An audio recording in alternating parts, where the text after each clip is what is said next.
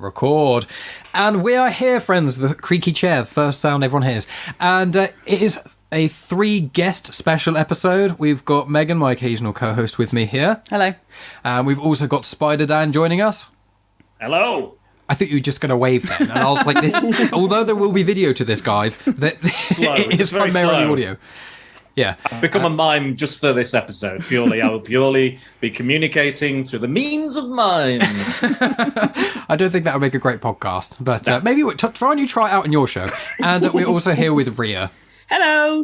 So, we decided, I was kind of inspired after Spider Dan had a big old Disney discussion. So this would be a good way for you to plug this in an unintentional prequel to this and cause of this and kind of what your show's about as a little nice pluggy thing. Oh, well, I've got to give credit to my guest on that particular episode. I'm not going to read off the question because it's too long and it's too complicated, and I was trying not to offend so many people. But it was basically whether or not the female villains in Disney films were a better representation of the feminist ideal. So me and Angry Andy Reviews partner Natalie, we basically went on a huge journey, therapy session, talking about all the different Disney villains, female Disney villains. How long was it?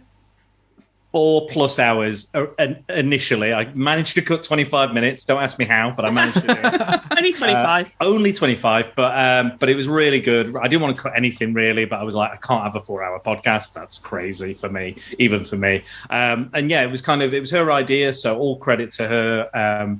It made for an amazing discussion, and we talked about all sorts of feminism and just politics in general and stuff that really pissed us off, mostly the patriarchy.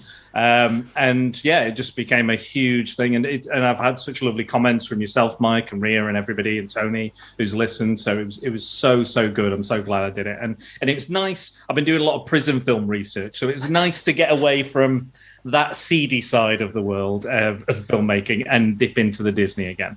Wonderful. And so before we kind of delve into that, Ria, did you want to tell people what you're sort of up to podcasting wise before we start? Yes, thank you, Mike. Mike did warn me beforehand because, as we all know, I am shit at this bit. So I'm about to get Fem on Film back on track after a couple of months off, recovering from Christmas, pandemic, and now World War III. So, I thought I'd cheer us all up by trying to smash the patriarchy a bit. That's why we need the Disney discussion. Pop Gorillas, we have started a sort of mini Oscar season, which is really fun. I'm about to do a comic book called Habibi on Indie Comics Spotlight with Tony and lovely Blake, which is going to be a really interesting discussion. I don't know what else I do. Mike, you did warn me, and they blew it out of my head. Oh my God, you all need to listen to 20th Century Geek. So Scott and I are talking about Mike Flanagan. We've just released part 1, which is about his films. We've got his TV shows coming up for part 2, which is much better than part 1, if I will say. Name a couple of his films. Oh gosh. So Oculus. So he did Dr. Sleep, although that's probably one of his worst ones. You probably want to look at Oculus, Hush, Ouija, Origin of Evil. So I've said Dr. Sleep, Gerald's Games. He's a horror director and writer. His original stuff is a lot stronger than his Stephen King adaptations. But his TV shows you probably would have heard of. So Haunting of Hill House, Haunting of Bly Manor, and then Midnight Mass, all on Netflix. And I think he's part of this amazing new horror director, writer crowd that are doing something interesting with the genre. So go listen to me and Scott talking about that because it's fucking awesome. Well, I will make a note of that, and any people who are watching on YouTube can see me holding the pen to make a note of your 20th Century Geek thing for the show notes, guys. So listening right now, you can go check that out. Finish this conversation first and then go to it, please. Don't just let's be a bit more wholesome, talking about Disney, and then go and listen to some horror and childhood trauma. It's all about childhood trauma. Hey, well, we got into... I was going to say, there's definitely a link there. True. There's a lot of trauma in Disney. Packaged up a bit more prettily though in Disney. Yeah, sure. Yeah. Yeah, well, it depends which Disney films. I mean, the further back you go, it does get. I mean, with Disney films nowadays, it's kind of darkness at the start and it gets lighter, whereas you go back and it's a bit different. But we decided, we were talking in Discord, the three of us plus Megan, who is chiming in occasionally because she doesn't join our Discord channel. Listeners, she's out of the Comics in Motion family loop. She refuses. I'm like the estranged family member. I was going to say more like the cool family member, like Yeah. you're just sort of like off doing your own cool thing. I'm like, Cool out. I'm like exactly. Bruno in Encanto. We don't talk about Bruno, no. Don't talk about Megan. So you got don't talk about so Bruno. you're like 7 foot tall with rats up your back. Yeah, So long is back. yeah, that's exactly There we go. what I'm There like. we go. That's cool. How very relevant. Nicely done.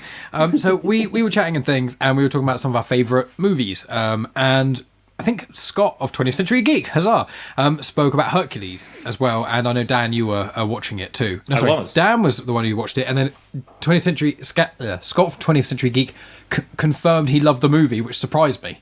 That's why I prioritise him first. I'm sorry, Dan.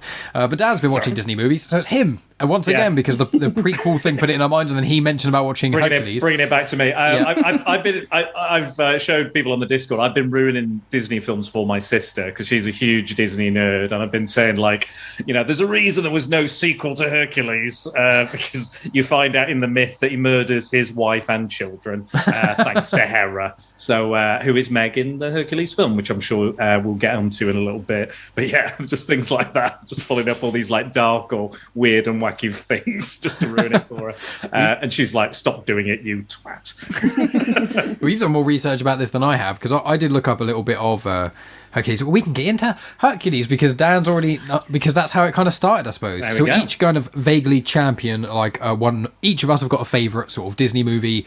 We loosely was kind of like 2 2D animated, 2 3D animated, and we all kind of chose one. And so my one that I'm championing is Hercules. So I've written down this. How long they all are and the release dates. So this is an hour and 33 minutes long, and 1997 this one came out. So, it's not as old as Beauty and the Beast, but it is one of the older ones. And rewatching this again with Megan, we've in our relationship, which is nearly 4 years, we've already watched Hercules at least once before as well. At least once. Before. Yeah, and it's like Zero to Hero comes on all the time. And it's just one of those films where I've watched it. I used to have it on VHS, and so I think this was like most people from like most millennials, especially from the 90s, have got those films which are like the film they watched over and over and over again in their childhood. And there's one Disney film people normally have, and mine was Hercules, I think. And I think like your brother, for example, is Aladdin's. I think my brothers would either be Aladdin or Hercules. So along with that, mine probably is up there with Hercules. Yeah. I did watch it a lot. Lion when King, I was think you younger. watched quite a lot as well, didn't you?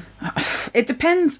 I hate it when people ask me what's your favourite Disney film because it will depend on my mood. Absolutely. Like, it completely depends on my mood. Yeah. I love Hercules, but sometimes my favourite Disney film will be The Little Mermaid. But it won't always be that. Sometimes it will be Tangled. Sometimes it will be Hercules. Sometimes it will be Aladdin. It depends on where you get me. Yeah, that's a good point. But Hercules is always going to be one of the top ones for me. Yeah, and it's like I've vaguely written down sort of some points that a lot of these films have sort of in common. Music of all of these films that we're tackling is obviously quite a big part, and it's a big part of most Disney films. And funnily enough, with the 2 3D movies we chose 2 of the only ones that aren't Disney Pixar, oddly enough. So these are all purebred Disney movies, which really surprised me. So if we get at Ria with Hercules, when did you watch it when it was at the cinema? What's your first sort of experience with Hercules? So I definitely didn't see it in the cinema, but I saw it when it would have come out on VHS because I am old. I had it on VHS. So. Yeah, so same here. Yeah. Because, it would have been the thing that your parents get you out a Disney film at the weekend to keep you entertained whilst, they have a well-earned rest. But for me, when I was younger, I never really enjoyed Hercules. I think it was part of the period of Disney where, they'd had The Lion King in 1994, I want to say, and that was pinnacle Disney. Like, that was the best Disney film that had come out ever. Like, that's how the world saw it, whether you agree or not. And, and then it was followed up by Pocahontas, Hunchback of Notre Dame. Neither were as successful, neither as big. So I guess we could say it's maybe like a dark, less successful period for Disney, and then Hercules came out, and I remember watching it and not really liking it, but not really thinking too much about it. And then, as we all do as we grow up, we revisit Disney films, and then as soon as I hit my 20s and watching Hercules, it's like, this film is amazing. It's so good, and it's such a strange film within Disney. It is a Disney film, but it doesn't fully feel like a Disney film. There's something just a little bit offbeat about it, which is what I think I really like. I think it's so strange because it brings in like pure comedy elements. We've got like Danny DeVito, and it's not, there is a love story, but it's, it's not a female protagonist falling in love, although, a different discussion about whether Disney females are protagonists or not. And then watching it again for this, I was like, it's such a weird film. I love it.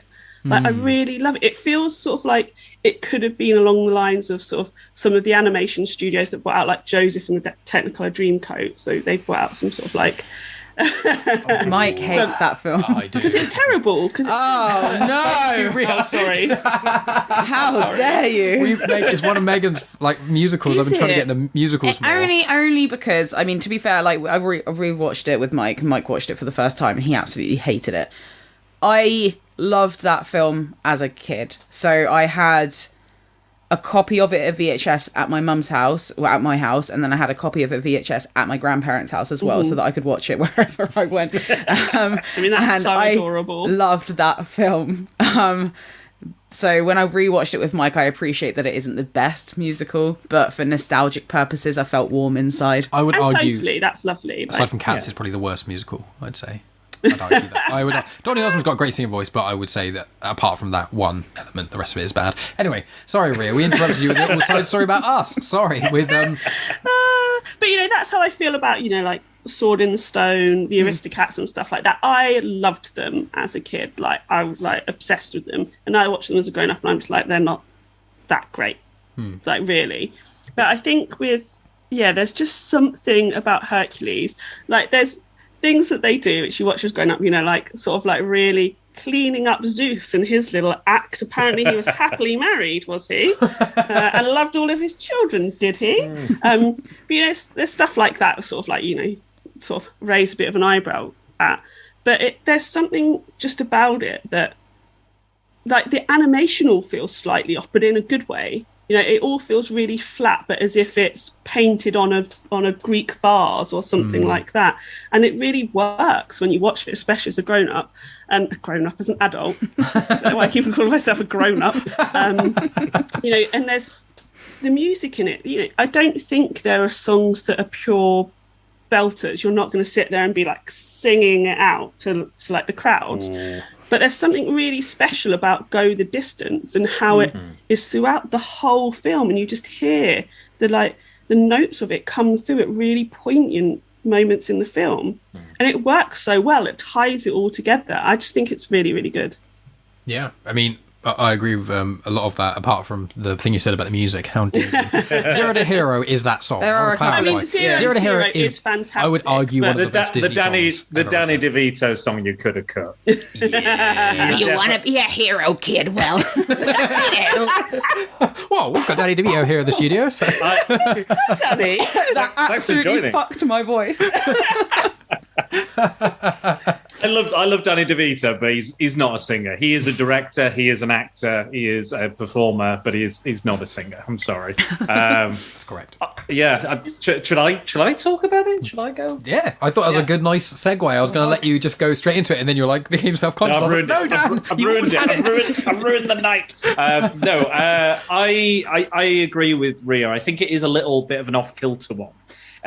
It almost kind of is a Disney princess. Hercules is a Disney princess in a sense, because it is that same story of longing and wanting to belong and find your place in the world. And I think, again, going off what Ria said about when I was a kid, I did go see this at the cinema, but I had gotten really into at school. Like one of the only subjects I was ever interested in was Greek mythology because I went, same. This stuff is great. This is like monsters and heroes and all that sort of stuff. I'm like, and it had a bit of like edge to it as well. At the time, I was like, oh, this is edge. Later on, I go, that's not edge. That's just horribleness. It's all the horribleness. But I was like, oh, this is a little, this is edgy stuff we were being taught in school. I kind of like that element of it. So when I went to see Hercules, I was kind of expecting maybe them. Obviously, it's a Disney version of Hercules, and I think I'd also been watching the legendary journeys of Hercules in the early 90s with an actor we don't really want to talk about anymore, Kevin Sorbo. And that was by Sam Raimi. I had Bruce Campbell, Xena and all that. That was all kind of quite, a bit gritty. So I think when I went to see this, I was expecting it to be a bit more kind of like, a bit more grit. But obviously it's painted over with the Disney lens and the, all that sort of stuff. Coming back to it recently, I did really appreciate. I think the music is good. I think the is it the Muses? Is it the Muses in it? Yeah, fantastic, amazing. But I really like Meg's song about not falling in love as well. It's like I love that she's like the complete kind of flip of what previous Disney heroines were. Like she's jaded, she's sarcastic, she sticks up for herself, she comments on the misogyny of that giant horse centaur man. If they can, I'm sure that they can commit misogyny because that's what they were doing. And I love that element. I think it's a good kind of. There's a real character there, and I love that kind of. There's a lot of this talk about the earlier Disney princess not having that much edge, or falling into the kind of damsel in distress sort of thing. She even comments on that in the film, and I like that. I like her story and her arc within it. I think one of the best things they do in it, to take out all the Greek mythology ickiness, we'll call it, is actually transplant a lot of the Superman story into Hercules, because he is a lost child from a civilization. He goes to Earth. He's adopted by loving human parents. He feels out of place. He's incredibly strong and feels like he doesn't belong there. He's not found his place in the world. So there's a lot of that, which I think really is a lot of the glue to this story and holds it together. Again, another actor we probably do want to talk about, but don't want to talk about, is James Woods. And I think he gives an excellent performance in this. I do think it's a credible, funny, menacing performance as Hades. However, the actor himself I'm not a big fan of, and I think if you Google him a little bit, you'll find out why he's not so good. But yeah, I think there is something again like just off in the good way. It's not the classic Disney model, and I think that is to its strength. I think you see a lot of the kind of the beginnings and the kind of internals of what would like turn into a Tarzan-like film. Yeah. I think there's a lot of Tarzan here. You can see the kind of beginnings of that, and obviously they go a little bit more serious and a little bit more goofy at the same time in some aspects of that film. But there's definitely some of that foundation, let's call it, there. So, but yeah, it's a fun film. I like it. And again, you do get a bit of the goriness. You get the Hydra battle, which I think is pretty cool. The action's really good for a Disney film of that time. The action's fantastic. It's really well edited. You can follow it all, and it's just really well presented. Well, I was going to say, I want to get Megan's thoughts on this, but I will just quickly add two little things beforehand. One of the directors of this film is also the director of The Little Mermaid and Aladdin and Treasure Planet and The Princess and the Frog and Moana. Nice. So almost all the best considered Disney films. His name is Ron Clements, and then the other co-director was John Musker, who seems to have done all those films as well. So it's a duo, those two. But I think I was going to say before letting Megan give her opinion is the animation style. I just want to say that what I've noticed in this film, and I think it did it in Beauty and the Beast a bit, but not as much, was that the things in the foreground, the characters, all the things at the front, all the colouring in that is block colour. So you notice that it's block, or it's someone like drawn a line of another colour over it, whereas all the backgrounds are used like water painted sort of backdrops and things, and it helps bring a level of sort of artificial 3D to it. Is what I've kind of noticed, is because they're slightly different styles and it pops out a bit more. It's like having text in bold. they have that in Hercules and like the way they outline things as well. And I really love that, even though, you know, some of the 3D animation, especially in the films we're going to talk about, like the bloody water in Moana, Jesus, that sort of stuff. You know, in Hercules, it's simple, but when they have to make it more complicated, like the Hydra and things, it's so well done.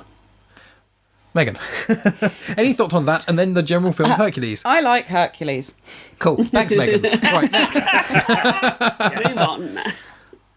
I find it difficult because obviously, like, both Ria and Dan have just given like this really like intricate explanation as to their opinions and analysis of the films, and I'm like, I like it. When did you first watch Hercules? Oh, I have no idea when I first watched it. So it's just always been it's just always been in the background. It's always been one of those films that my brother and I have liked. Like I put it, so we watched it on Valentine's Day just by chance that it was that day. Yeah. And I think I put it on Facebook, and like the first comment that I got in a response, I said, like, Valentine's Day, watching Hercules is the perfect movie, really, whatever. And my brother commented saying, I think you mean Huncules. Like, Oh my god! it's just one of his fits. Oh, see, I disagree. So I don't beautiful. think he's attractive. What? No. He's drawn really beautifully, I think. I think Meg's drawn very beautifully. Oh yeah, Meg- Meg's stunning. And Meg Meg is is fit. absolutely stunning. She is like the hottest. And her She's- personality she's- really helps as well. Yeah, she's carved out of marble. She's my type. Absolutely. Yeah, you're my type, Megan. Oh, Yeah, Megan. Nice. Yeah. Oh, Yeah. good. Ah, except no one calls me Meg, No, Oh. not really. and nor would I want them should- to. Is it Megara? Is that her full name? Megara. Yeah, I think It is Megara. Megara. Megara. I call you Megano. You do. Because Megano oregano, but that's a different thing. She's Italian for people who don't know. Anyway, I like this film. Are you being racist, Mike? Yes. Well, they pronounce it oregano. That's kind of why the Americans. You know what? I'm a little bit They don't Italian Pronounce too. it like that. How do they pronounce it? Oregano. Right, that's right. Anyway, right. Okay. Anyway, lost that completely. Hercules. You obviously you've known about. You watched This- it since you were a kid. So what is it? How do you think it ranks against some of the other Disney films? It's always going to be one of my favourites. It's the same thing when we talk about Harry Potter and the Philosopher's Stone. I like this film because of nostalgic reasons as well. Like, I like the quotability of it. Like, the fact that the muse goes, I think you mean Hercules, is great. I love it. It makes me laugh. And I think Hades is such a good villain. Yes. Like, he is by far one of the best Disney villains because he's so ridiculously sarcastic. Like, he actually has, like, some personality to him, whereas there are, like, other Disney villains that kind of fall a bit flat. He's got a lot of levels, hasn't he? He plays and he's constantly going through them, and you can tell that as well visually because of the flame gets hotter the angrier it gets. And the animation of that is different styling as well. That's kind of that partial 3D-ish kind of fire on there, which I think works really well as well with it all. And obviously, you guys have mentioned there's an all-star cast. We mentioned the animation style, and it is funny. There's a couple of like little moments I noticed. There's one which is probably my favourite thing I hadn't noticed before, but I think you two will probably know this, which is when Hercules. I think when he pushes everything down and everything. It's when Panic and the other one, Panic and Pain. Couldn't think what it was. It's quite obvious now. When they become kids and they go in the cave, and it's before the Hydra stuff. One of them yells, "Call IXII," and that's 911. Or I may have written it down wrong, but it's 911, which it was. I've completely messed that up. Everyone's staring at me now. I was like, I just thought that was funny. It saying is it in funny. Roman numerals. It is funny. Your delivery just was, Awful. It's because I just- you doubted yourself at the end. We could all feel it. I was like, I'm talking and trying to work out what 911 is in Roman numerals. In I was like, yes. American. I want to know what 911 It's because 911's American. It's not 999, and that's what I was getting confused with. I was like, no, but 999 would be XIXIXI. Like, no, because it's American. That's why it threw me right off. Anyway. Damn Americans. One other thing that I really like in Hercules that makes me laugh a lot is the guy who comes out with the trench coats and he's like, "You want to buy a sundial?"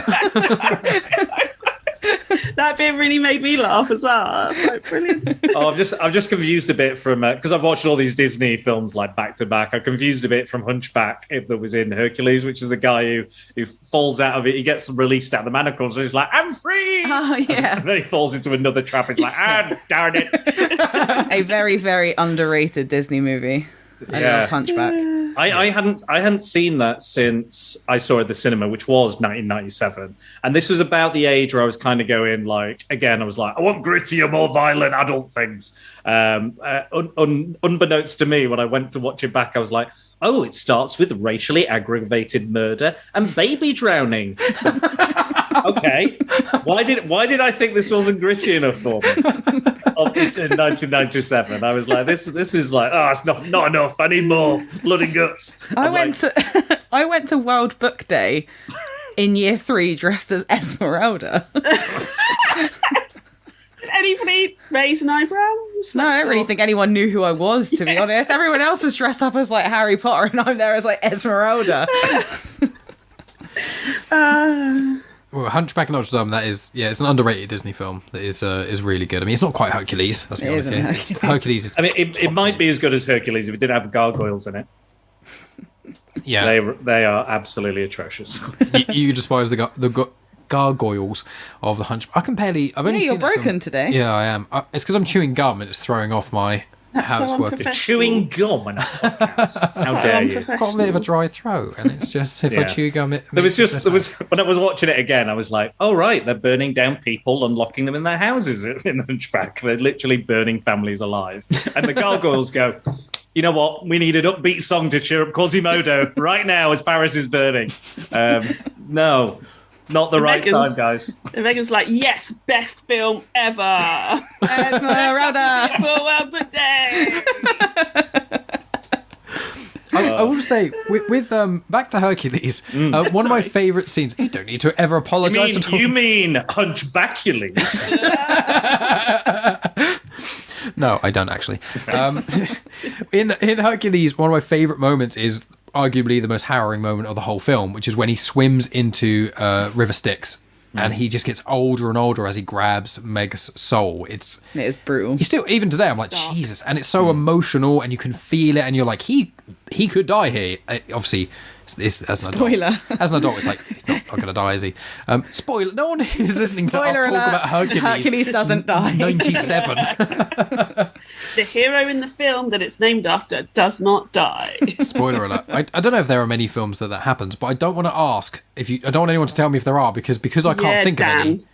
Yeah, because if I can't think of any, and then you go, oh, this one that Mike hasn't seen. It's like, I mean, there's probably a few biopics that happened. I'll be honest. Nice. But yeah, that's one. I think with Hercules, we can move on to the next one after I ask you guys. Are there any sort of final thoughts or any favourite parts of Hercules, or even any parts that you weren't as fussed on? But if you do that, I'm going to kind of zoom past you quite quickly because I'm a simp for Hercules. Only positive shit here. No, not necessarily. Just the muses are amazing. The muses are like one of the best bits in it. Yeah, the muses and Meg. Mm-hmm.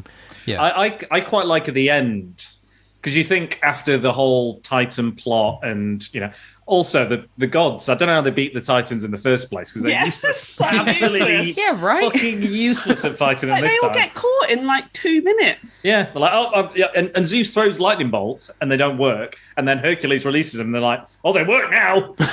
Weird. And that's his only power. It's like you literally are basically God. You created everything. You can't do anything other than throw lightning bolts someone else makes for you. Also, is it Hephaestus? Hephaestus, yeah. Yeah, he's the guy that's making all the bolts, isn't he? He's like 5 of them. Like, that's literally your job. Yeah, just keep doing it. You are not good at your job. You've got immortal life and you don't do anything with it. What are you doing?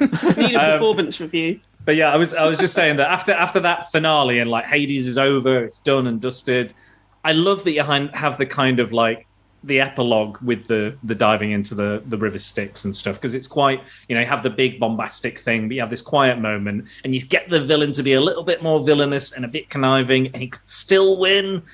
And then obviously it doesn't, but there is that little kind of epilogue to it, which I quite like, because normally it would just be like, that's the end, roll credits sort of thing. Hercules is a god, saved.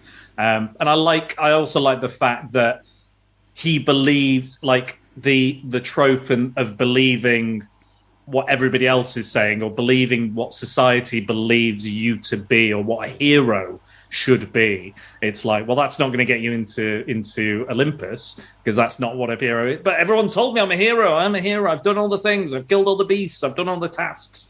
But it's not enough. You've got to do other stuff. You've got to find the hero within yourself. I think you're going to sing then. And then maybe later. Maybe we'll say that later. But yeah, no, I like that as well. Yeah, I love Hercules. I think it's one of my favourites. I don't necessarily think it's the best, but there is a film in this discussion which I do think is the best Disney film. Maybe ever, but I think none we didn't mention here so far for me is, I think, Toy Story 1 or 2, but Monsters Inc., I think. And I mean, Bugs Life. That's Disney Pixar. Yeah, I know, Bugs Life. They're all pretty special as well. I think they're some of the best Disney films as well. But I think the only other question I've got regarding Hercules would just be, would anyone actually want a live action of this? Because I keep hearing rumours and getting semi-excited, and then I rewatch this and I'm like, the only reason I'd even want one is to watch the same plot again and different. But I know I wouldn't like it as much, and I know they'd ruin the songs. Because if they did what they did with Mulan, and basically go, hey, here's all the fun, out. And then what's left is a really average martial arts film, but with no edge to it at all, and it's worse than every other film of this genre ever made. Yeah. So why would you ever watch it if it has no charm? And that's what I worry if they do a thing with Hercules, is if they do a Mulan on it, it's like, no, you need the music. They'll He-Man it. They'll He-Man Masters of the Universe it, which I love that film from my childhood, but I don't want Hercules to be made as Dolph Lundgren as Hercules. Yeah, that would be bizarre. But let's move on. So, one of you two. So, next on my list is actually Beauty and the Beast. That wasn't I think that's just the order we watched it. Yeah. Yeah, it is the order that we watched. If you are both okay with Beauty and the Beast next, and then I should have said Dan and then not revealed it. Oh, it's me. Sorry. And I'm wearing. And we're talking about the 1991 animated version. Yes, because I haven't seen the live action remake. Let's get that. You know, there's thoughts and feelings about that in comparison to this, but we won't go into it. But Beauty and the Beast, a tale as old as time, or as old as 1991. So Beauty and the Beast, I think, was arguably one of the stronger films to come out of what we call the Disney Renaissance. So you've had quite a long period. I think it's between, they call the Disney quote-unquote dark age from 1966 to about 88. So that was a long period that was considered the dark age. And this was kind of part and parcel of them going, right, we want to capture that, the beauty, the grandeur, the epicness and the wholesomeness of kind of the Sleeping Beauty type films of that era. They're like, let's bring it in Cinderella, or let's bring it all back to that. And this was their attempt, but obviously it was obviously changed, it was altered. Times have moved on, so they've done the Little Mermaid, which excuse the pun, but I think Little Mermaid was the dry run, if you will, for this film, because I mean, there's no film without talking about the leading character, which is Belle. I think Belle is not only the kind of catalyst, she's the main character, she leads the film, she drives the plot, she is the film. I think without Belle, you've not got a film straight away. There is nothing there. And I think she's arguably the most progressive Disney character at that point. I think she is constantly challenged by society's expectations, the patriarchal society, what all the idiot men in the film and idiot, living objects and furniture and cutlery, think she should be doing and acting and saying, and there's all this thing she should be. I still don't kind of get why the village thinks she's so odd, because I'm like, she just likes to read. It's not that odd. Because women aren't meant to read. I mean, yeah, because at that time, Dan. women weren't. They weren't supposed to read, because that's having an education. They don't want women to have an education. You just be pretty. You learn how to pour tea. You learn how to make your children be quiet so they don't annoy anybody in the village. And more importantly, if you don't get them to read, then they are trapped inside the home. They can't learn anything to actually get them out of the box you've put them in. And, amazing. You entrap someone with education, stop them learning, it makes them less likely to be able to escape your clutches. For some reason, even though this is God knows when in France, I was looking at it through modern eyes then. I was like, women always read. In 1991, women were reading. I remember women reading back then. They were well into it. It was a big thing back then. And I think one of the best kind of culture clashes or ideal clashes in this film is the pairing of Gaston who is this overbearing, horrific, patriarchal misogynist, is only interested in Belle for her looks and her beauty, and not about her mind, her intelligence, her will, her character. And I love Belle so much, and I think that is probably why I'm not so keen on the remake of it, because it's such her character is a great thing about Belle, about another of a million things, but she doesn't really have a character arc in this. Everyone else changes around her, especially the Beast, because she is already set. This is her. She has decided who she wants to be, how she wants to live her life, what she wants to do with it, and everyone else is moved or changed or, destroyed in some cases in relation to Belle. Like, it's the world does revolve around her. This story does revolve around her, and I love that, the fact that to have such a great, fully fledged character at the beginning, and to get that across so quickly. And it's not a long film; it is a short film, and they were able to do that. And I'm even wearing blue in respect to Belle, because nobody else other than the Beast, after he's fallen in love with her, wears blue in the film, if you notice. And I love the idea of feeling like the odd one out, the odd duck, not feeling right, always feeling like you're, the Beast represents that as well, like physically, like he changes emotionally and physically throughout the film, psychologically, and everything happens because of Belle, and the story's pushed forward because of Belle and the things she wants. And I think it's just incredible, just based on that character alone. I think you do not get your Moanas, you do not get your Rapunzels, you don't get any of that without Belle. Belle walked so they could run. Including Meg, because this film predated that. That's right, Meg as well. All of the Disney heroines after that, I think, owe something to the Little Mermaid a little bit. I'm not saying that Little Mermaid's bad, but I think Belle absolutely nailed. They got exactly what they wanted to get out of that film. That's what I believe. I will mention that Beauty and the Beast was 91, and it's, I think, an hour and 24 minutes from that. But Megan, Ria, one of you? Okay, Ria then. I want you to go first, because we had a chat in Discord. Unfortunately, you weren't involved, Megan, because you're the cool auntie. So I'd like you to go next, because I thought you had an interesting opinion on Beauty and the Beast. Oh. Did I? Was it no, me, as in Mike. Oh, right. I was going to say. I was like, I don't think I've said anything interesting. Megan, tell me. I realise there's two of you on the screen, and you also can't see me looking directly at Mike. Yeah, the one that you're pointing to on the screen. Yes, that one there, well, Megan, do you want to say, what was the thing that you were surprised about when we watched Beauty and the Beast? I don't remember. The actor. What actor? The one actress in... Oh, right. So I was like, we're about to watch Beauty and the Beast, and I was like, yes, give me Angela Lansbury. Can't wait to have Angela Lansbury. And Mike's like, who's Angela Lansbury? And I'm like, it's fucking Jessica Fletcher. I'm like, it's Jessica Fletcher from Murder, She Wrote. And he's like, who's Jessica Fletcher? And I'm like, what is wrong with you? But then we met up with our friends, and I told this exact story, hoping for the reaction that I got from you two. And I said the exact same thing, and they were like, who's Angela Lansbury? And I was like, Jessica Fletcher. And they were like, we don't know who that is. I was like, what's going on? I was like, it's Jessica Fletcher. And Mike, have you seen Bedknobs and Broomsticks? That's exactly why I asked him as well. I think I might have done when I was like bobbing along the bottom of the beautiful briny sea. In my mind, I can remember at least a clip of it, and I don't think I've ever watched a trailer for it. So I think I've seen it. Mike, you have to watch Angela Lansbury fight the Nazis. She does. What? Yeah, pretty fucking good at it. That is a fucking Disney film where the Nazis are the villains. You have to see it. Yeah. Wow. And she has a car that releases like a weird yellow fume, and it smells like sulfur. and it's a Disney film where a little boy talks about rubbing his knob. What is happening? Why are you guys? I don't understand. It's a bed knob, Mike. It's a bed knob. Bed knobs and broomsticks. I thought there was actually a scene where.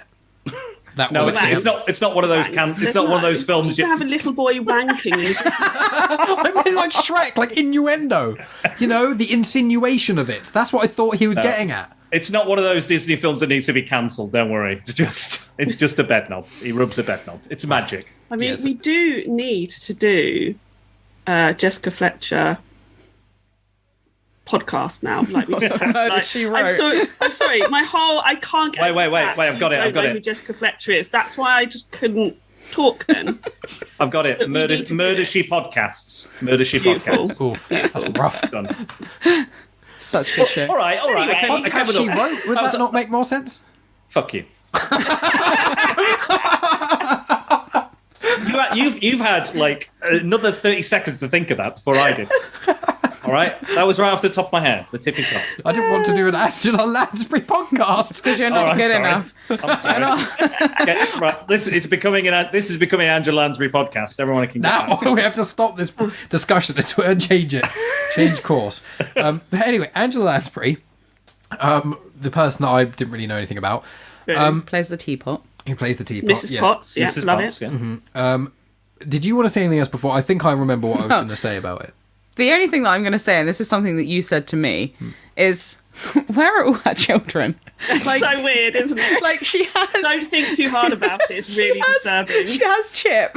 She's like, go on, get to bed. It's getting late. And then she's like, join the others that are sleeping. And then when they turn human again, there's only one kid. Like, what happened to all the other children? They're all crumbed in like that in the cupboard, like crushed up. Also, why does Chip have an American accent? Yeah. Why should the only one she likes and gets out? Yeah. And why does Chip? Obviously, his name is Chip, so that is the reason he has a chip. But what is the equivalent of that as him as a human?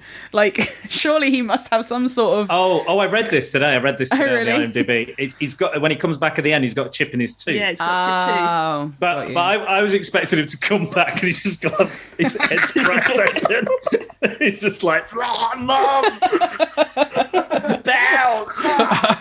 I cracked as I come. You shouldn't have changed me back. Why did you do this to me? Are they? They're like immortal. Are they immortal? Is the It's. I'll be honest. The enchantment of it that's doesn't where really it make loses me a bit. sense. Yeah, that's where the film for me is. Oh, I'm as sorry. Mike wants realism in a Disney film with No. magic. Oh, consistency. I want to understand what's going on. I want to understand why there was one scene of Angela Lansbury taking Chip to bed, showing maybe hundreds of cups for literally no reason apart from to put him to bed, which, yeah, children go to bed. Big whop. Big whop? Big whop. Big whop. One of those big old whops. No, big whoop. That happens, and it's just like, why? Why show us that? And then at the end, not show us an ocean of children running when Chip was okay. And be like, Because oh my god, my brothers and sisters, yeah. because it would cost too much money, Mike. That was it. That's what I said. I was like, they have to pay people if they have speaking roles. Yeah, but why even show that That's a scene lot of of them in it? animation. I've done a lot of research on IMDb, and I learned that they made a full script before they started animating this, because notoriously the Disney animators got a little too into it and would overrun and would make too much stuff, animate too much stuff, and they'd have to cut it. And they're like, we're not paying you to make this stuff we're not going to use, so stick to the script. But with Beauty and the Beast as well, I think you have to talk about the music, because I think with all these Disney films that we're talking about, the music is a key part, and it is in some ways kind of more important than the script or the story or some of the comedy moments or the character moments, because the like a good musical, it tells you everything you need to know about the characters, and unlike all the other choices you guys have brought to the table, mine's won Oscars. Has Moana not? I mean, I would like to talk about Oscar wins if that's what you want to do. If you want to go down that road, sir. Mine's won the But that's a Oscars. different podcast. Okay, that's fair enough. Oscar That is a snubs, bit- pop gorillas. Oscar snubs. Check it Thank out. you, Check it out, man. But yeah, like it won. So it was the only animated movie, the first animated movie ever to be nominated for Best Picture, and that didn't happen again until 2010 with Up. So that's a good 20 years or so, I think, if my maths is right. It was nominated for Best Score that it won. Oh, by the way, it lost out to Silence of the Lambs. So you can have that comparison in your head. Which one's better, Beauty and the Beast or Silence of the Lambs? Yeah, probably. A very, very different film, though. Yeah. not the same mood. If I'm in the mood for a Disney film, Yeah, I don't know if I would double bill them for my 3-year-old. I was going to say, Buffalo Bill's not exactly the Disney princess, is he? As she walks around going, rub the lotion on your skin. I imagine if it did that and she rocked up to nursery. Tale as old as time, rub the lotion on the skin. But yeah, I love it. Speaking of Angela Lansbury as well, I've got all these IMDb facts I've memorised.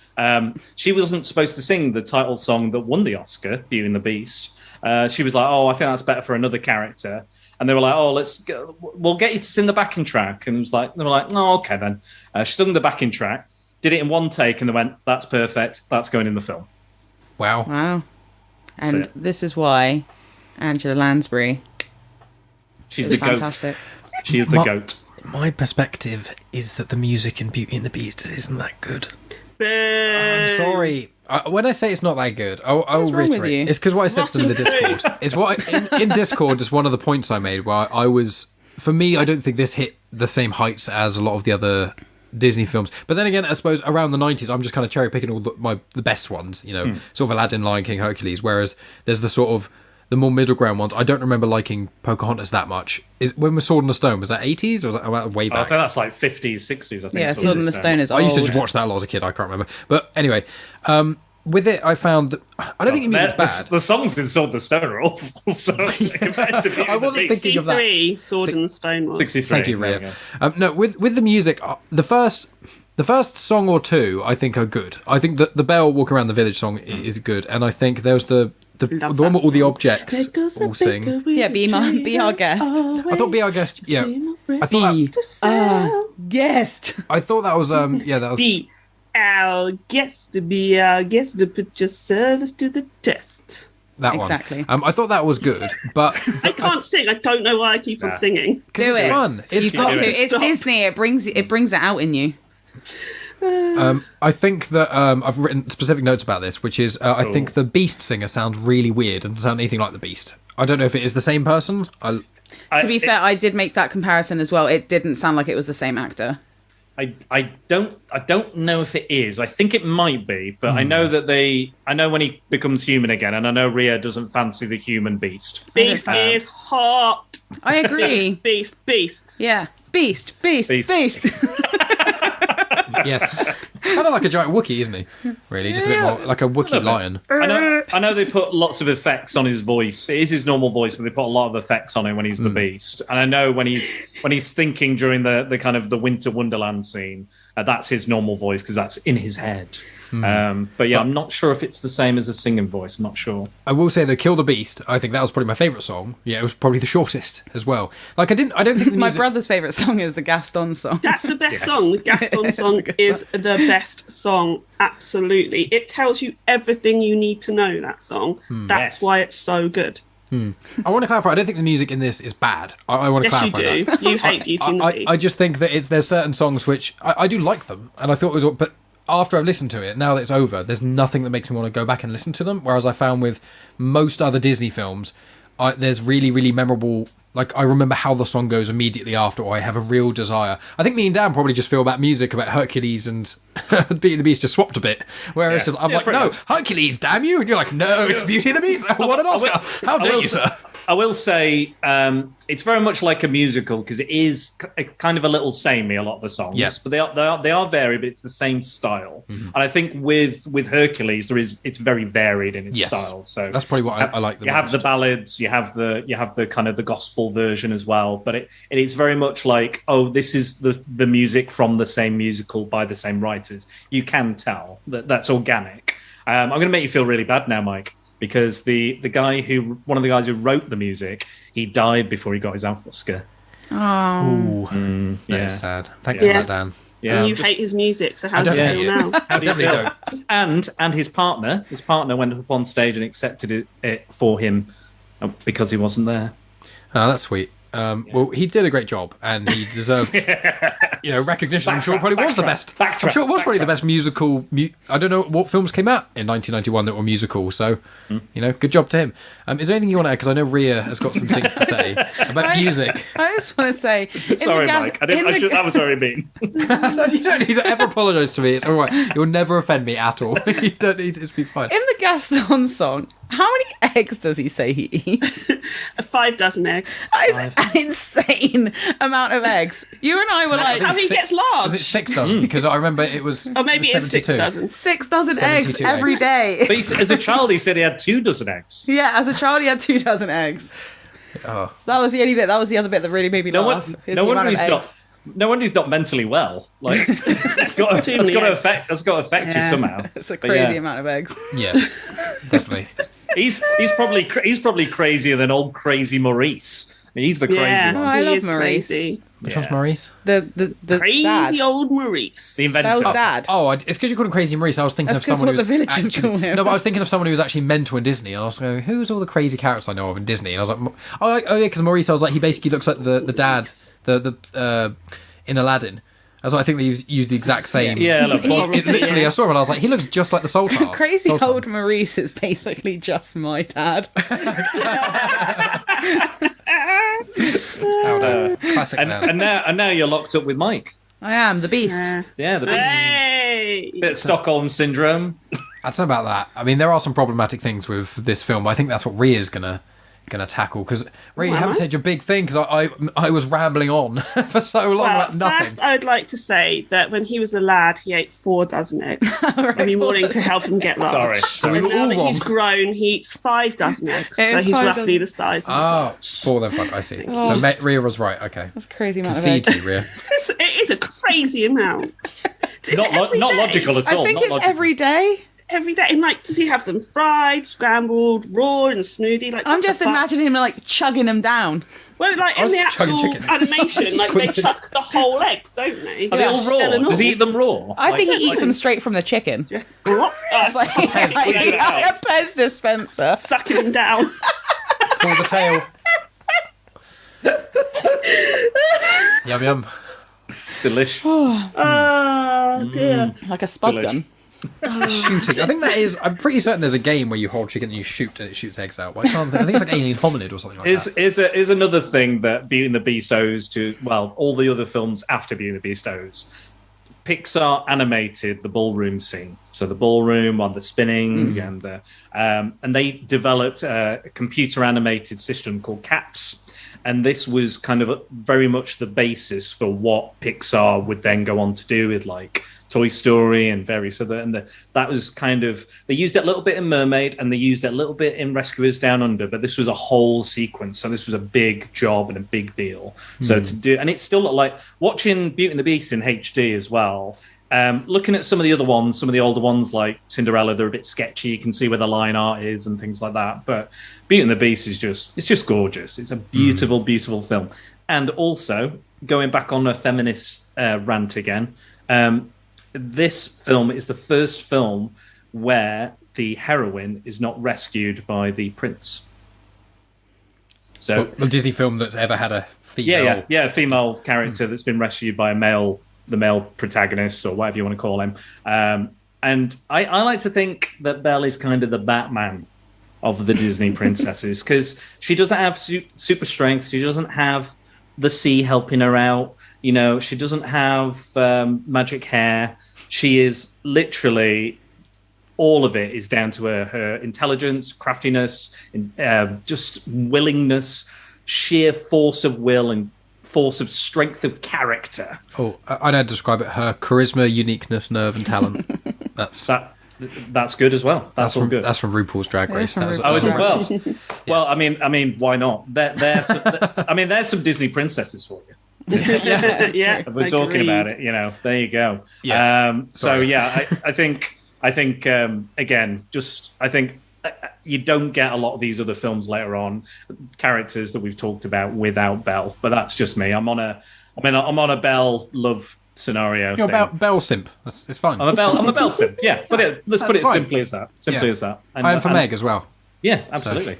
And in Hercules. Ria, I didn't know. Is there Smooth. nice with the Beauty and the Beast stuff? Was there some sort of big? Because I don't think you've managed to say that much about Beauty and the Beast as of yet, or am I just have picking on been you? so silenced. I feel like Gaston. Nobody will listen to me and what my needs are. So I think it's really important to remember not remember for you, but to understand what impact Beauty and the Beast had on little girls at the time. So if you went to a party that was a Disney princess party, everybody was dressed up in big dresses, blonde hair, and like that was it. The only sort of difference we had was the Little Mermaid, which I loved as a kid. Very problematic now, blah, blah, blah. But, still people didn't, like Ria, it wasn't dressing up as Little Mermaid. It was always Cinderella. It was always Sleeping Beauty. They were always passive, beautiful princesses with gorgeous golden hair. That was the Disney princess. Beauty and the Beast came out, and suddenly all of us little, apparently boring, dark-haired girls who liked books were suddenly interesting. And it sounds really simple to distill it down to that. It's, obviously it's a lot more complex, but I had never seen a Disney princess that was me reflected on the screen. And so you talk to women my age and, even younger, I think, because you probably still would have watched them in the same order. And all of a sudden there was a princess who wasn't a princess to start with, who you understood, who was you on the screen. I mean, I'm not going to go into diversity of Disney princesses because we're talking about this specifically, but it was crazy at the time. All of a sudden, people, little girls wanted to go to parties with brown hair like yours. And that is hugely impactful. And that's why this film is, and it sounds so stupid and surface level, but that's why this film is really important to so many women. And it's exactly all the thing that Dan said. I cannot say it better than him. He has said it all. She has her own agency. Even Ariel in Little Mermaid does not have her own agency. Things are done to her. It may have the best songs, but let's not talk about it. And that had never been seen before. And it isn't until you're older that you realise the impact of that. I used to obsessively watch Beauty and the Beast, even as a teenager, just every weekend or something, just whack it on and watch it and just be like, oh my God, she loves books. Oh, have you seen this little thing that happens, when she's in the library and she sees this thing? She's curious about seeing the flower. She's not there to take the flower. She's not going to take the flower and run away. She's curious. She can see that there's something magical about it. There's something different. She's like her dad when he goes into the castle and picks up the clock and wants to understand it. And that's what Belle wants to do in the castle. She wants to explore. She wants to understand things, but she can still be kind. She is not so smart that nobody understands her, which is how people would play it today if we were making that film today. She's still kind, she's still understanding, she gives the Beast a chance. She gives everybody in the castle a chance. She even kind of gives Gaston a chance, really. Kind of, she's a bit, she shouldn't, but, he comes into the house, she does kick him out and everything, but if he was willing to change a little bit, you get the feeling that maybe she would be like, okay, maybe I'll consider it. And that we had never seen before. And that's why this film is really important within the Disney world, because it's just so new. And so I still remember my mind being blown. She liked books, but she actually liked books. She went to a library and was bored by the books. I would go to the library and would be bored by the books I was told I was allowed to read. Mind gone. And also she's a conventionally attractive person who likes books and things. That I know I'm not trying to reduce her down to that, but it's an element that I was only just thinking of. And I apologise for anyone who loves Beauty and the Beast and feels like I'm telling people it's not important, because obviously obviously it wasn't for me necessarily, but I'm glad that it was for so many individuals, and I'd never thought of those things, so I appreciate those perspectives. But also it's nice that she's not that sort of, started the film with glasses. And then suddenly the glasses come off, the hair comes down, and suddenly a woman is sexy. It's like, no, that's not how it works. Only nerds can wear glasses. It's like, I'll take my glasses off right now. I won't become any sexier. I guarantee it. But she chooses to love Beast as well. Mm-hmm. She doesn't fall in love with him. She chooses to love him. He lets her go, and she goes off. Again, she could stay in a lesser film. She would stay because she has been Stockholm syndromed, which lots of people like to throw at Beauty and the Beast, and I don't think that holds any water, really. No. She chooses to come back and love him. She thinks he's dead, and she's crying, and she says, I love you. She doesn't know that he's going to come back to life. As far as she's aware, he is dead. She loves him. She will move on with her life, and then he comes back to life as the prince, less sexy, so disappointing. But you know, she has choices throughout, and she makes those choices. Sure, she's still like in a world where there's restrictions on women, so she's having to, you know, it's almost Jane Austen. You know, she's having to make choices within restrictions, but she still gets to make choices. I'm going to say choices again. Choices. Agency. That's what women want. They want choices. They want the choice to do stuff. Not to be able to do stuff is shit. Give women the choice, for God's sake, in all opportunities. Keep going. I felt like that was really going to get away from you. No, I believe it. I believe it. That's it. That's my long and short feminist rant. Just give women choice and let them respect those choices. Boom. Is there something to wrap it down and wrap it down? I think that's the saying. Wind it down to slightly less how brilliant it is for women, how important it is. Just a question that I have. It's a silly question that doesn't ruin the film at all. Love it. Come on. The magical objects, they obviously sleep. So, do they eat? It's so weird, Mike. I don't know. They didn't think about it at all. Don't look into it because it's disturbing. Because also, does it mean that if the beast doesn't get someone to fall in love with him, does that mean all of the people that did they all stay? What did they do? Why did they all have to stay in like inanimate objects? They didn't do anything wrong. That's what like Lumiere wants to shag a duster, right? I've been burned by you before. Yeah, such a good line. But how would they actually do it? He's romancing her. To what end, Lumiere? You don't have a penis. She doesn't have a vagina. Like, it's so confusing. Don't think about it. Ria, there are other ways of having sex. I don't know if you know this. It's called outer course. Look, there's just lots of with Beauty and the Beast. Like I did enjoy it somewhat, but I said that I actually probably wouldn't watch it again in a rush. I said to Megan, I was like, I didn't enjoy it anywhere near as much as I thought I would, if I'm completely honest. And that's not taking away from the film and its importance and stuff. It just you don't appreciate the true amazement that is Angela Lansbury. I think the problem is because the film is so. I've obviously seen the film before, and it's because it's so heavily referenced. And although the more intricate details of the plot are important, you know, it's quite a simple premise, and under that Disney guise, I'm not saying these other films aren't, but I feel like for me it didn't land as much as I wanted it to. So although I think it is an important film, and when I eventually have kids, I will definitely be showing them that, if only no, Megan wouldn't let me not show them anyway, but because of what you guys have said, how important it is and stuff. But like for me as an individual rewatching it, like I don't want to be a downer. This is one of my least favourite, I'd say, of the Disney films. I'd agree that it's a relatively simple premise, but there is some incredibly complex ideas within that simple premise. Yeah, I think, and they are explored as much as they can be within an hour and 24 minutes in a kids' film as well. I think they explore them very, very well. You know, however briefly that may be, but it's a landmark film for Disney. It brought Disney back kind of from the brink a little bit as well. And it started a huge slew of Aladdin, Lion King. You know, there was a good run, a good solid run of some absolute bangers. And again, I think the course of Disney might not be where it is today. You know, even in... Was it? No, I'm thinking of another company. But yeah, it might have been a totally different story for Disney. Like they've taken over the world now, but who's to know if, you know, after Black Cauldron and that slew of films, they could have gone right into their bin. But yeah, because I haven't seen that either.